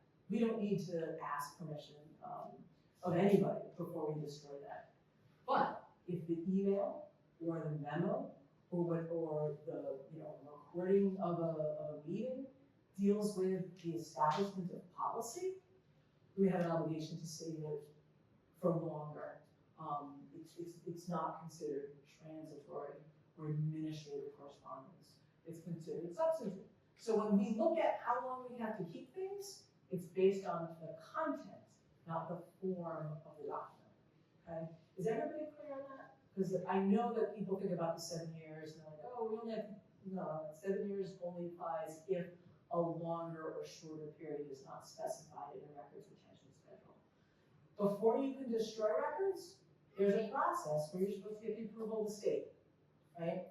When the public records law changed in 2017 and the sort of the time period leading up to that, I had a number of communities and I encouraged communities, hey, you got a basement full of boxes of documents, now's a great time to look through them and categorize them and figure out if it's appropriate to seek the state's permission to destroy them. Because if you have saved a document for the requisite amount of time, let's say it's 7 years, and you get the permission to destroy it, and you destroy it, and somebody comes to you the next day and says, I want that document, you can say, ollie ollie on free, we destroyed it in accordance with the public records retention schedule, here's the approval of the supervisor, and we don't have it to give to you, right?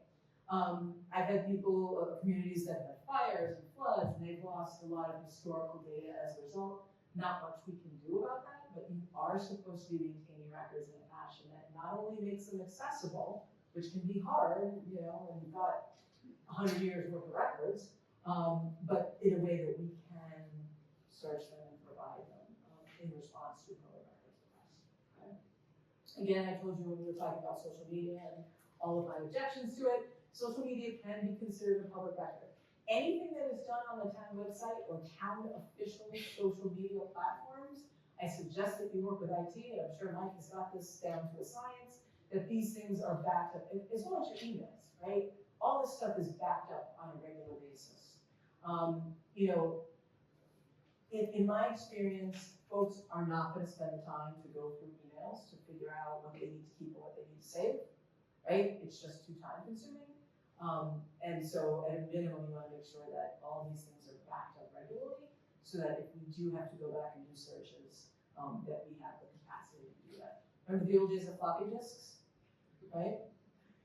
If you get a request for some records that are only maintained on floppy disks, call me, go to Bud, he'll call me, and we'll figure it out, right? I would say probably, at least the past 10 years, most communities have really, we're not quite paperless yet, but we have transitioned into using more electronic means of communication. Whether it's that we're circulating PDFs and that those are saved, right? It can make searching for records a lot easier. At some point, your technological infrastructure may not support that. You may need to think about how you're going to move forward. But in my experience, most of the requests I see these days, except for the guy that wanted every select board meeting minute back to 1856. And wouldn't you know, the town had them in written, bound books, except for his 1 decade. And they're handwritten. Have you ever tried to read handwriting from back in the day? So that's an example of a record that's supposed to be maintained permanently, right? Okay. We talked about social media.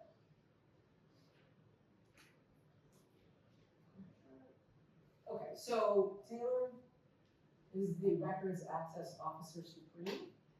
Do you folks have any secondary records access officers?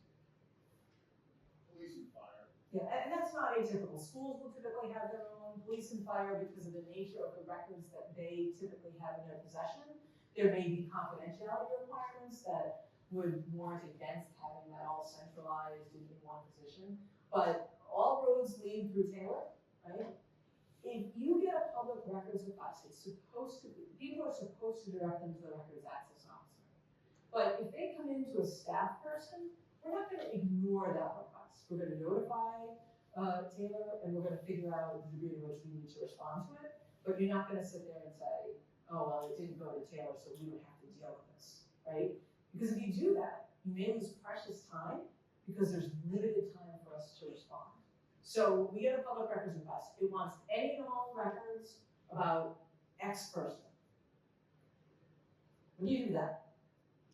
Well, regardless of the nature of the request, we are required within 10 business days from receipt of the request to either say, we're not giving you anything and here's why. We will give you what we have, but here's how much it's gonna cost you, or some combination, or we don't have any records. You want X, we have no X. So that 10 business day initial response letter is critical if we are ever gonna charge any fees. The current state of the law is if you do not put out a fee estimate to the requester within 10 business days of receipt, you will never be able to charge a fee. Now that's a pretty hard and fast rule. That's the way both the state law and the state regulations are written.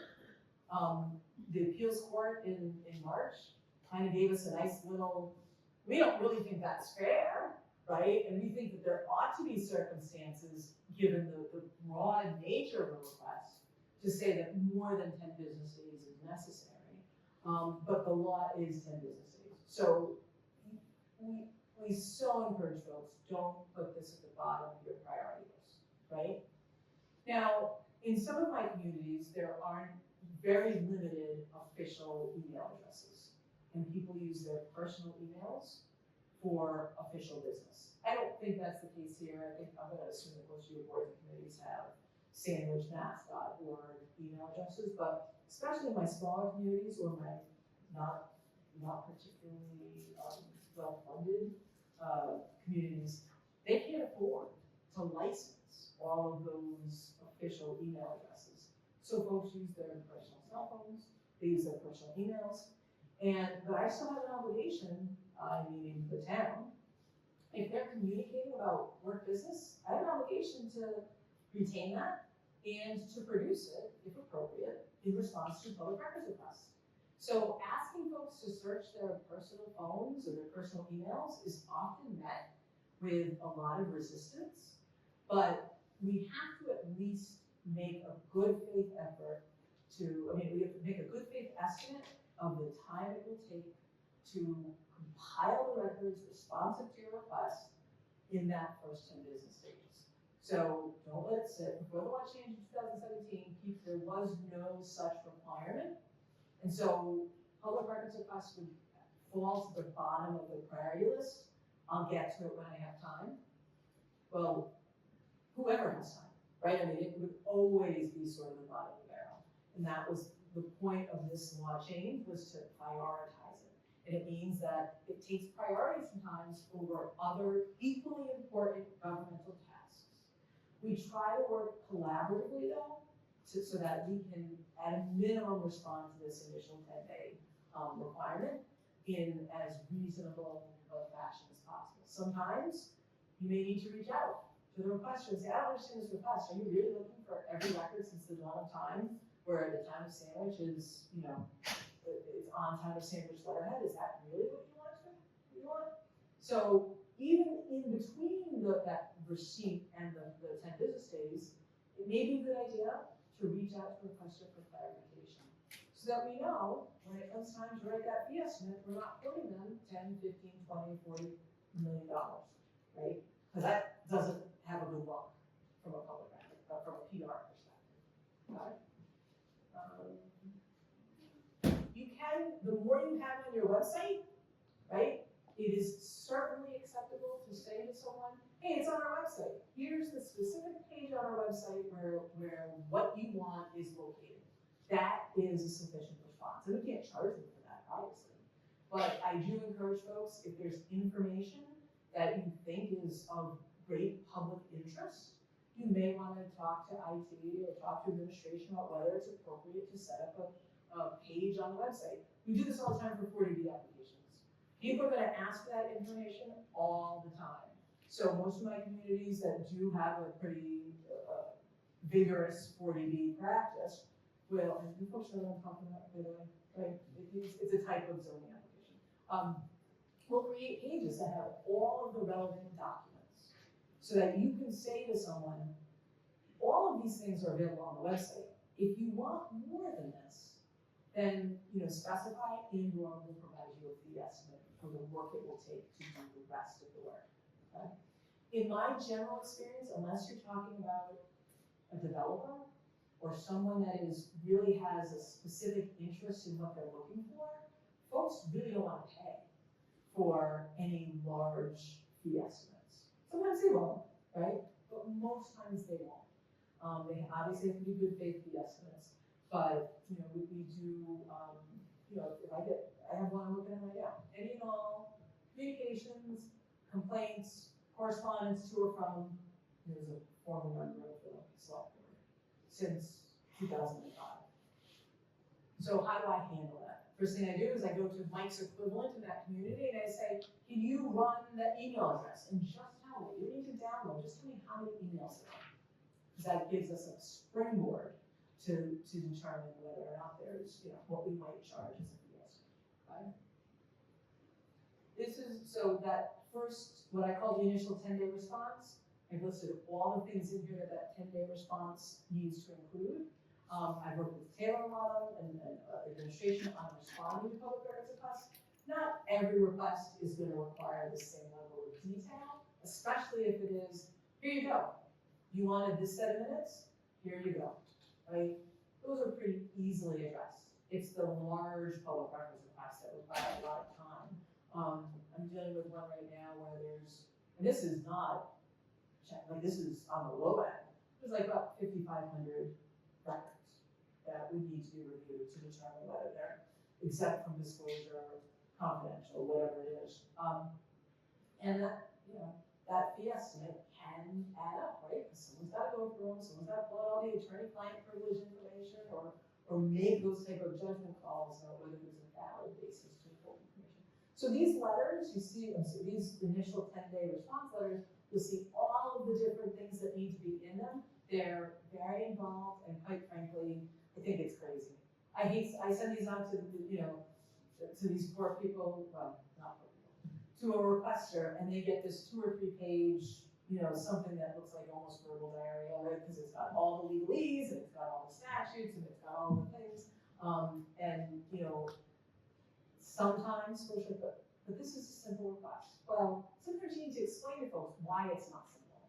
What is involved? I had this debate with folks at the Globe because the media was the big push to get the public records law changed in 2017, and I blame the state police. I hope I have no state police people here, but I blame the state police because they would get public records requests and they would say, oh, it'll be $1 million to respond to this request, right?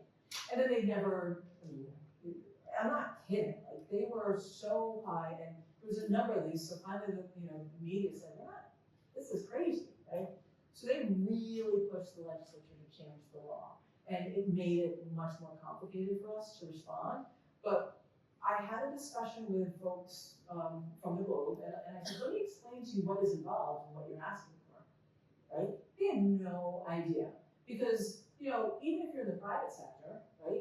You may make assumptions about how advanced technology and data management and records management is in government. It's not, I hate to say it, it's just not as advanced as it might be in private sector. We're behind the 8 ball generally in terms of investments into infrastructure for good records management systems. So I explained to them, this is what's involved. I gotta ask every single person to go through their computer or to do X or to do Y. We haven't, scanned documents prior to 2010 or whatever it is. So when you're asking for information that goes back that far, we're gonna have to literally look through every piece of paper in a particular office. And folks were surprised by that. And sometimes that may be an effective tool when you're dealing with requesters to say, look, this will involve X, Y, and Z. We can go forward and do a fee estimate But if you give me more specificity about what you really want, maybe I'll just do that to you right away. Go ahead. One of the other challenges with local records requests is false positives. And so, just one for instance that comes to mind is in Sandwich, we have Heritage Museum of Gardens. It was a zip line, a lot of contention about that. So, public records requests that involved that, you have to do a search for the word heritage. Sandwich being a very historic town, they get emails to the town clerk's office, I'm researching my heritage, you know, so you have to have, I'm gonna go through that to distinguish if it's a valid record, if it's responsive to the request or not. And sometimes there are thousands of false positives, and it literally takes hours. Which is, and so to Mike's point, you know, sometimes when you get a request, the requester knows what they want, but it's, they don't wanna miss out on something. So they're worded so broadly that you're certain, what we're able to search in a digital platform will likely, you know, turn up so many more records than they're actually looking for, which is why we ask for some clarification. If the requester isn't able or willing to provide clarification, I will explain that in the initial 10-day request.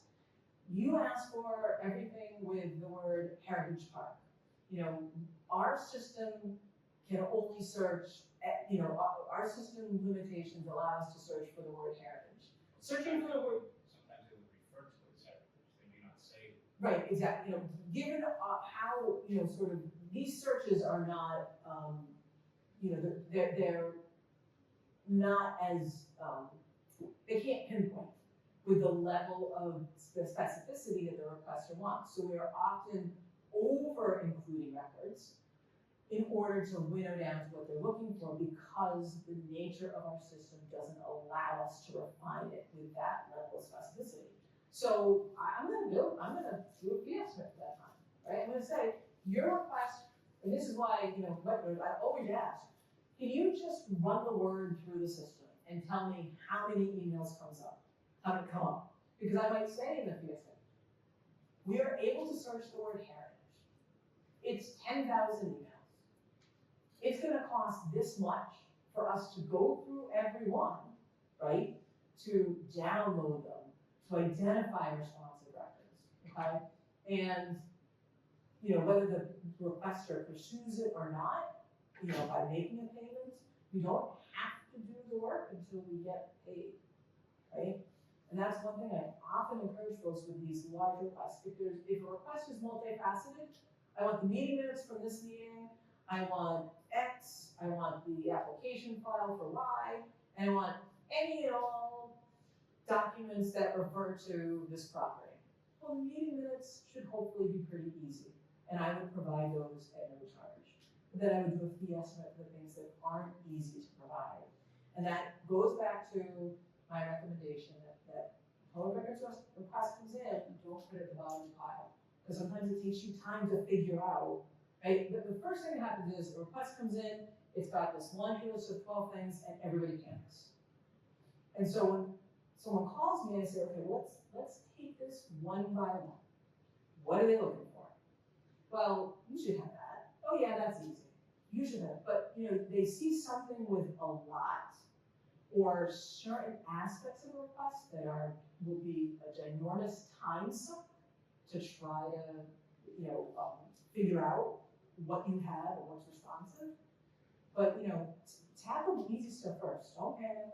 Keep calm and call Taylor. Keep calm and call. No, don't call Taylor. But, you know, sometimes when you go down piece by piece, you find that only portions of it are really problematic. Some portions of them are easier to address. Okay? So that initial 10-day from receipt, 10 business days from receipt, initial response, once you get paid, right, you don't have to start doing the work. If you give a fee estimate, you don't actually have to give them any records until they pay. And we typically say, although I think it's a little gray area in the law, we typically say you would have 15 business days from receipt of payment to actually go ahead and fully provide the documents that are requested, okay?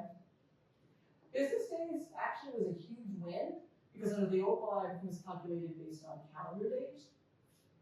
Business days actually does give us a little more time to at least generate that initial fee estimate.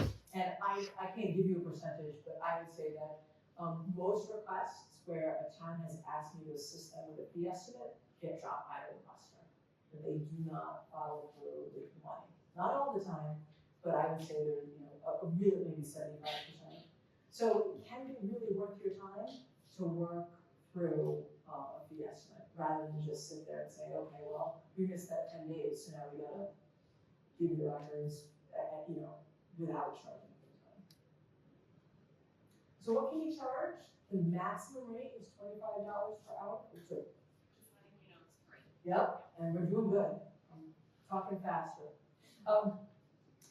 The maximum cap that the law puts on is $25 per hour. It is the hourly rate of the lowest paid employee capable of performing the searches.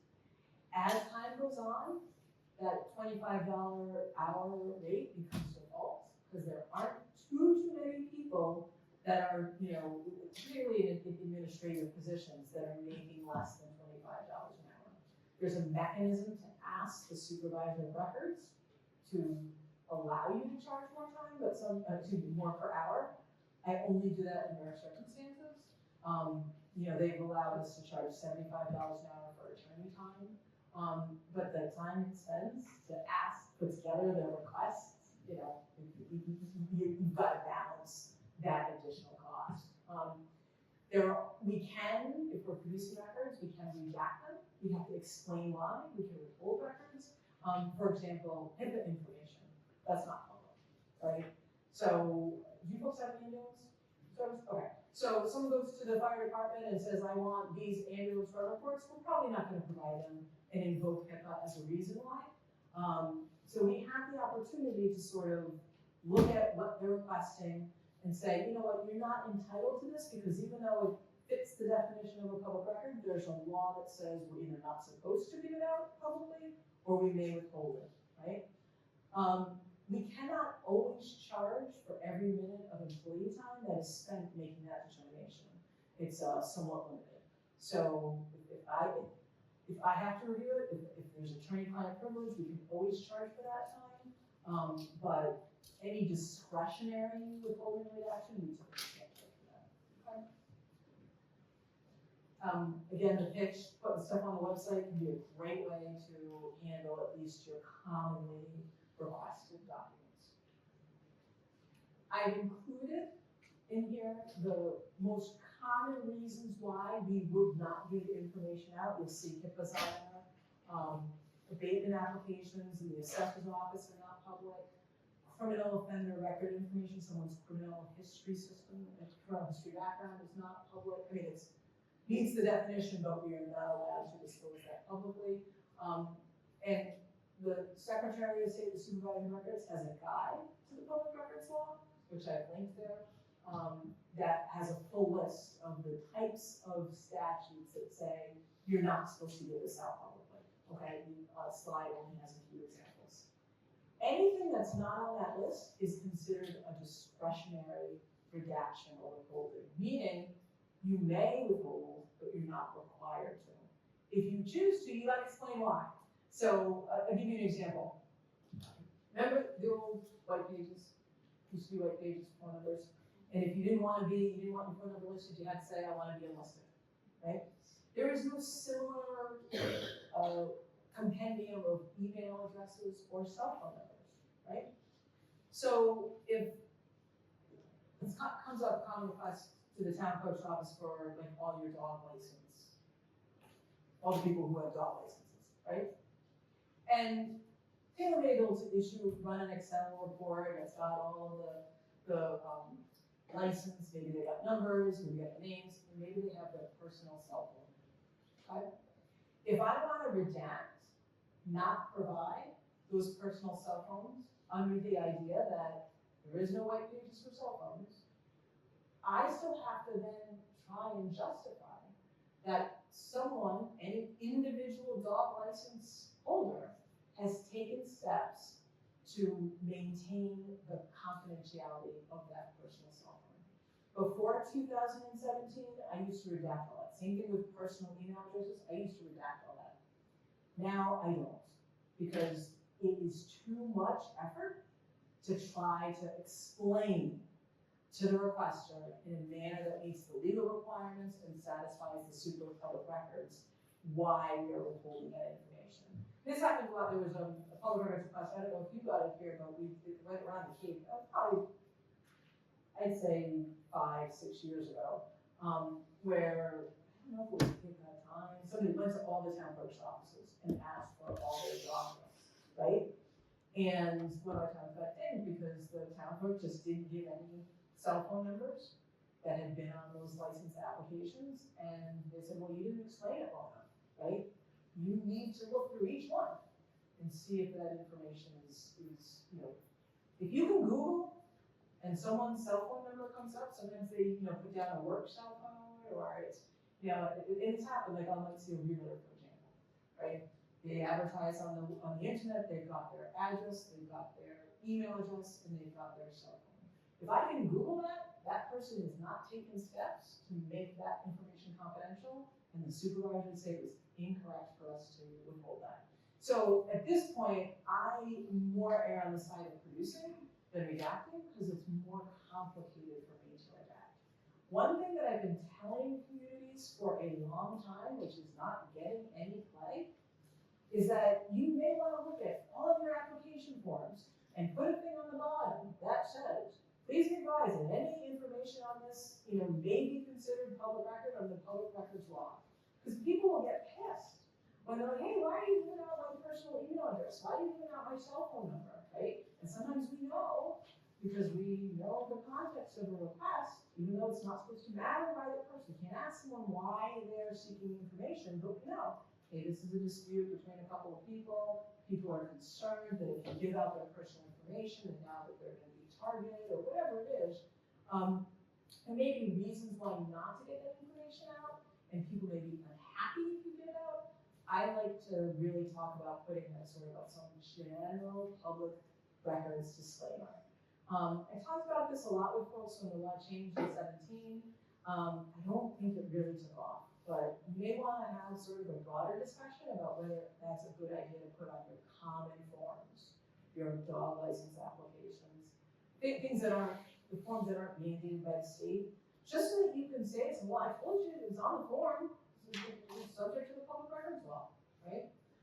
The pushback that I got from some of my communities was, well, people won't put down the cell phone number on the dog license application, and how are we going to get a hold of them when their dog is running loose and the animal control officer's trying to find it, right? You're balancing those competing interests, okay? So on the rest of the slides, I've identified the different exemptions under the public records law for which you may, in your discretion, redact or withhold information. Supervisor prefers that you redact rather than withhold something in its entirety.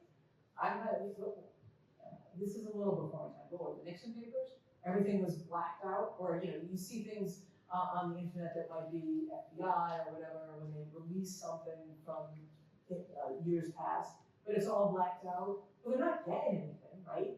But that is the preference. If you have a legitimate basis to redact information, the supervisor would prefer that you provide it with the redactions rather than saying we're not going to give it to you at all. So they may get a document that has from Bud to Taylor on this date and everything else blacked out, but they don't like categorical, we're not going to give you this at all. Because the fact that Bud sent an email to Taylor in and of itself is probably not protected, okay? Attorney-client, if you get advice from counsel, that is generally always subject to reaction. So someone is unhappy with a response to public records request, either it's not timely, or we gave a fee estimate and it's $1 million, they don't like it. They can appeal to the supervisor of public records. They can also go directly to court. It hasn't happened a lot, but one of the things that really concerned us when they changed the public records law was that they did put in the ability for someone who goes to court and wins to get their attorney's fees, which is highly unusual. Typically in our state, if you want to sue somebody, you got to pay your own way, except for limited types of litigation. And in order to sort of really impress upon folks the importance of dealing with public records in a timely manner, they did put in this provision that would allow for attorney's fees. Worcester got hit pretty hard. They got into a big fight. I don't think it was with the Globe. I think it was with the Telegram and Gazette, but it was one of the larger media outlets. Fought them for years, and I don't know why the state just didn't give them what they wanted. But ultimately, they were assessed. They had to pay the paper's attorney's fees. Haven't seen it as much as we were fearful we were going to see since 2017, but it is still out there. So I'd like to flag it for folks because just to impress upon the importance of prioritizing these and not just putting them in your to-do pile. If you want to get back from vacation type of thing. Okay, we talked about that. These are all just best practices. Records. I talked a little earlier that the records retention schedules tell you how long you have to maintain records. I've given you some examples. The one I wanted to focus on is this concept of transitory messages. So that pink slip that we used to use in the old days, while you were out, Joe Schmo called, here's the phone number. That type of document does not need to be saved. It is a transitory message. Once you've made the return phone call, you can throw it in the trash. Same thing with a similar email. You do not need to preserve the email that went from Heather to Bob that said, Joe Schmo called, he would like to call back. Once you follow it up, you can get rid of that email, right? But transitory messages are defined as, messages created primarily to communicate information of a short-term value, reminding people of meetings, right, of events. Hey, don't forget, we're having this training at the CAL, or there's, it's Sandwich Day on the Common, right, things like that. But they would not include communications that are intended to formalize or perpetuate knowledge or set policy, discussions of policy, establish guidelines or procedures, certify transactions, or verify that something occurred, such as a receipt. So, again, you don't have to keep every piece of paper electronic or hard copy, but if it doesn't meet this narrow definition of transitory messages, you are best advised to consult the records retention schedule to see whether you have to maintain it. The records retention schedule, and I've given you the link to it, and I'm sorry the green doesn't look show up that well, but your handouts will have it in a little dark, I think. The records retention schedule has a list of records in common that most all town departments will share, and then it has board and committee specific records. They'll have a board of health, they'll have a police department, they'll have a fire department, they'll have things that are more likely to be retained by specific departments. And it will tell you the different retention periods. One of the things, text messages are qualified as a transitory message as well. It depends what they say. Okay. So if the text message says, hey, I'm running late, I'll be there in 5 minutes, that's a transitory message. I will tell my police chiefs in particular, even though it is very common for them to communicate with staff via text, hey, I need you down at this location, right? That may or may not be a transitory message. I highly encourage, look, I don't know about you, but I'm seeing longer and longer text messages these days. As people get more used to using texts, it's taking the place of other forms of communication.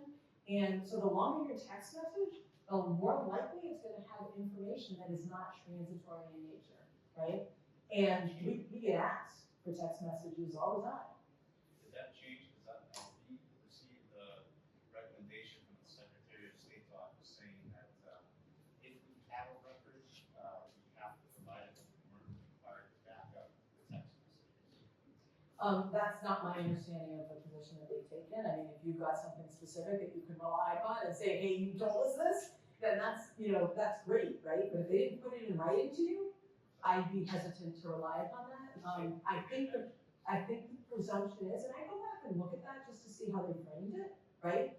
Because I think the presumption is, or at least may have been at the time, that text messages, given that folks they tended to be short in length, were inherently going to be transitory in nature, right? But I have folks that are sending me, I have clients that send me text messages because specifically because they don't want to do it by email. And they're substantive in nature, right? And that's when I pick up the phone and have a phone call, right? Because I'm not gonna get into this, I get text messages from people that are in board meetings. Hey, what do we do now? Like, this just happened, what do we do, right? And I'll respond via text because, people are like, oh my God, the text just went down. What are we supposed to do, right? Unfortunately, I'm too wet into my phone, right? Like, I just really need to put it down and walk away and go play pickleball. I have fallen into sort of that immediacy, right? People need a response immediately. And so we are gravitating towards text as a way to get that kind of immediate response. And I see that folks are using texts for more than just the transitory messages, the sort of quick communications. Can I give you a percentage? I'd say 85% of text messages probably have no value beyond when they were sent, right? But I am seeing a lot more done, a lot more government business being transacted by text message.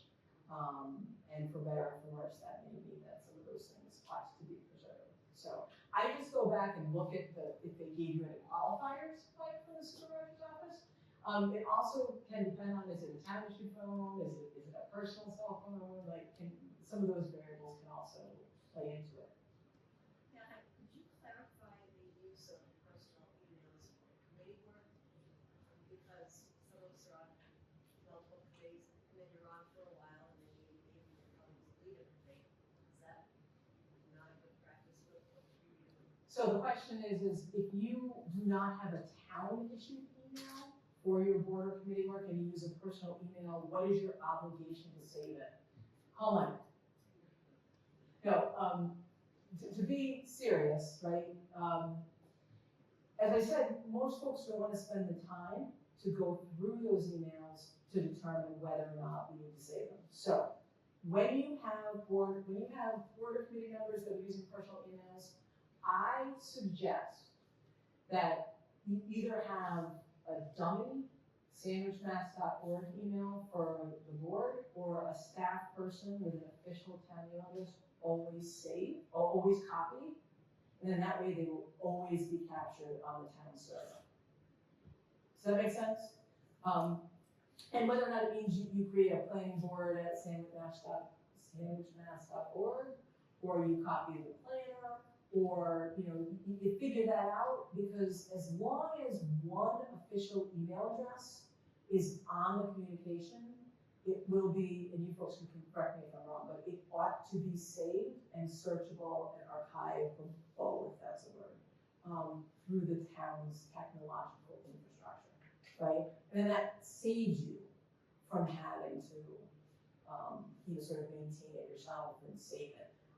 The problem I do have is when folks are actually trying to circumvent the open meeting law, the public records law, and they're having the offline communications in their personal email, and they don't want to turn it over. But I'm sure nobody does that. All right, I think I've done it. We've got 10 minutes. If there's any other questions, like I said, we didn't talk a lot about public comment. We didn't talk a lot about social media. I'm happy to entertain any specific questions that folks have that want to catch me offline until I get my tour of this beautiful facility. Pickleball courts are right out. I didn't bring my paddles. I pulled in, I parked, and I heard it, and I said, actually, I've got mine. I could have gotten in at least a little practice. Good. So I just one thought, we were talking about meeting minutes, and we were talking about capturing both, and you said it isn't always sufficient to say the vote is unanimous. Was that only on the Zoom, or was that in person? So the question is if a vote is unanimous, when does it have to be recorded by individual person? That is any time that a roll call vote is required. So that's the vote to go into executive session, any votes taken in executive session, the vote to come out of executive session, and any votes taken where any members are participating remotely. Right? So your general, everybody's in person, open session, those votes do not need to be maintained by roll call. There's no reason why you can't do that. I have had some, and it tends to be more in the cities because they just are a little more formalistic. But, you know, you can record everything by roll call if it makes life easier for you. There's no penalty to doing that. Those are the times when you're required to reflect, to take the votes by roll call and reflect that in minutes. Michelle, primarily because we're recording this and we're gonna look at it afterwards, can you just briefly explain the public comment? A lot of boards and committees, there's some boards and committees that have to have a public comment, it's a public hearing. The guidance I typically give, it's up to the chair's discretion whether or not public comment is allowed in a meeting as long as they're open in meeting in open session. Would you comment on that a little bit, or that comes up quite a bit? Okay, so the question is, what to do with public comment at board meetings? And this is one of those areas that is been the subject of a lot of debate and recent case law. So we have to distinguish between when we're just in a regular meeting and when we're in a public hearing. If some state statute or your charter requires a public hearing on a matter, the public's right to speak is inherent in the fact that it's a public hearing, right? If it is not a public hearing and it's just a public meeting, there is no statutory requirement that public comment be allowed, okay? If you are going to allow public comment, you should put it on the agenda, but you should also understand that as a result of recent case law, your ability to limit what people say during public comment can be governed by the First Amendment. So I strongly encourage, and I don't know that you have a town-wide guidance or a policy on this, but for any board that is going to allow public comment at a regular meeting, you should have a clear public comment policy that establishes reasonable time, place, and manner limitations that are not content-based. For example, you want to... It's in the code of conduct, in the boarding committee. Oh, I read this, I didn't. So generally speaking, you know, what the recent cases have said is if you open a public board meeting to public comment, basically the First Amendment rules will apply. Which means you can't cut people off because of the content of their speech. If they are disruptive, it's always within the chair's ability to warn someone you are being disruptive. If you persist, I will ask that you remove yourself from the meeting, and if they do not remove, you can ask them to be removed. But what is disruption?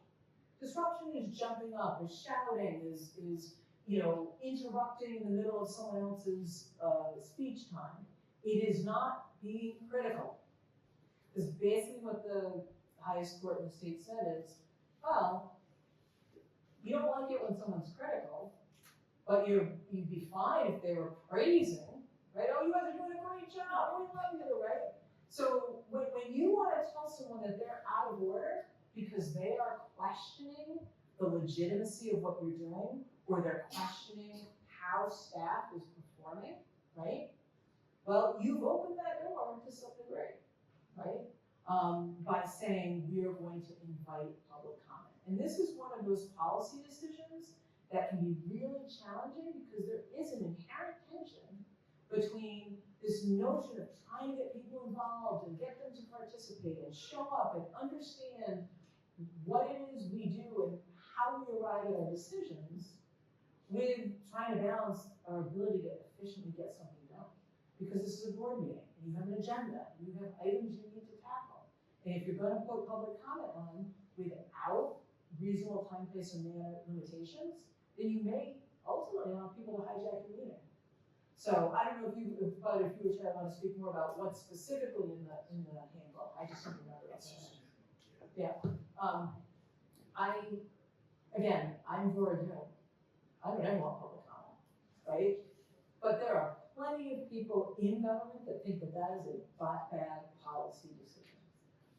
And I will say the town charter only requires the select board to hold a public forum, no other boards require it. And that's a great point to raise because you can impose upon yourself meaning the town, Provincetown does this too, their bylaws require that there be public comment in the select board. So there's always a public comment period on a select board meeting, but it doesn't require it for other boards and committees. And that sounds like it's the same in your charter. You impose that requirement on yourself, but always, especially for the land use boards, remember that the rules are different for a public hearing. The public has a right to speak, but you can still put reasonable limits, right? You can still say, okay, we've had the presentation from the applicant and the applicant's engineers, and now we're gonna hear from folks that wanna speak, and, you know, we see that there's 200 people here. We'd ask that folks not repeat what other people have said. We'd ask that folks, you know, limit their remarks to 2 minutes or 3 minutes or 5 minutes or whatever it is. I prefer that folks do that in advance and have a consistent policy, how they're gonna treat it, whether it's at a public hearing or just a regular meeting. I prefer that you decide that up front and have that be consistent throughout, right? I do not recommend that you adopt policies that would say, well, you know, everyone's gonna get 3 minutes unless the chair decides that they can talk longer. Because anytime you give yourself discretion, you open the door to someone saying, well, you gave them 3 minutes, or you gave them 10 minutes, but you only gave me 3, and you only gave me 3 because you didn't like what I was saying. So it's a particularly challenging issue for us. I'll suggest that you all go, and this is on YouTube, this is viral, check out, just type in Wilmington Select Board, and YouTube, and I forget what, I think you just put that in, you'll find it, right? I was at a town meeting last fall, and someone's sitting next to me, did you see, did you hear? And her son out in Arizona had sent her this viral link of this select board meeting that devolved into a shouting match between one select board member and a person that was speaking in public comment. And FU was used, and it was just, like, it was a complete breakdown. And there were things that they could have done to stop that from happening, including just put in a 3-minute limit or 2-minute limit, whatever you want to do, right, for any public comment. You can say public comment is limited to topics on the agenda. And then, you know, you can kind of rule people out of order if they're not. Let's note that it's page 34 of the guide, of the handbook that we have. Great, and what does it say? Access a lot there. Okay. There are 9 bullets, and so I won't go through all 9 bullets, but there's not a lot of consideration what that would be in the select board meeting. So if any board chooses to have a public comment, there's a lot of guidance here. Okay, thank you, Heather. Page 34 in the board and committee handbook. All right, any other questions? All right, folks, thank you so much for your time. I know I spit a lot of information out there, but like I said, the slides are a reference for you. So if you want to say, hey, I don't remember exactly what that lady said, you can go back and look at the slide. If you have further questions, you can talk to Bud or Taylor, and we can try to make sure we answer them. And I am going to be around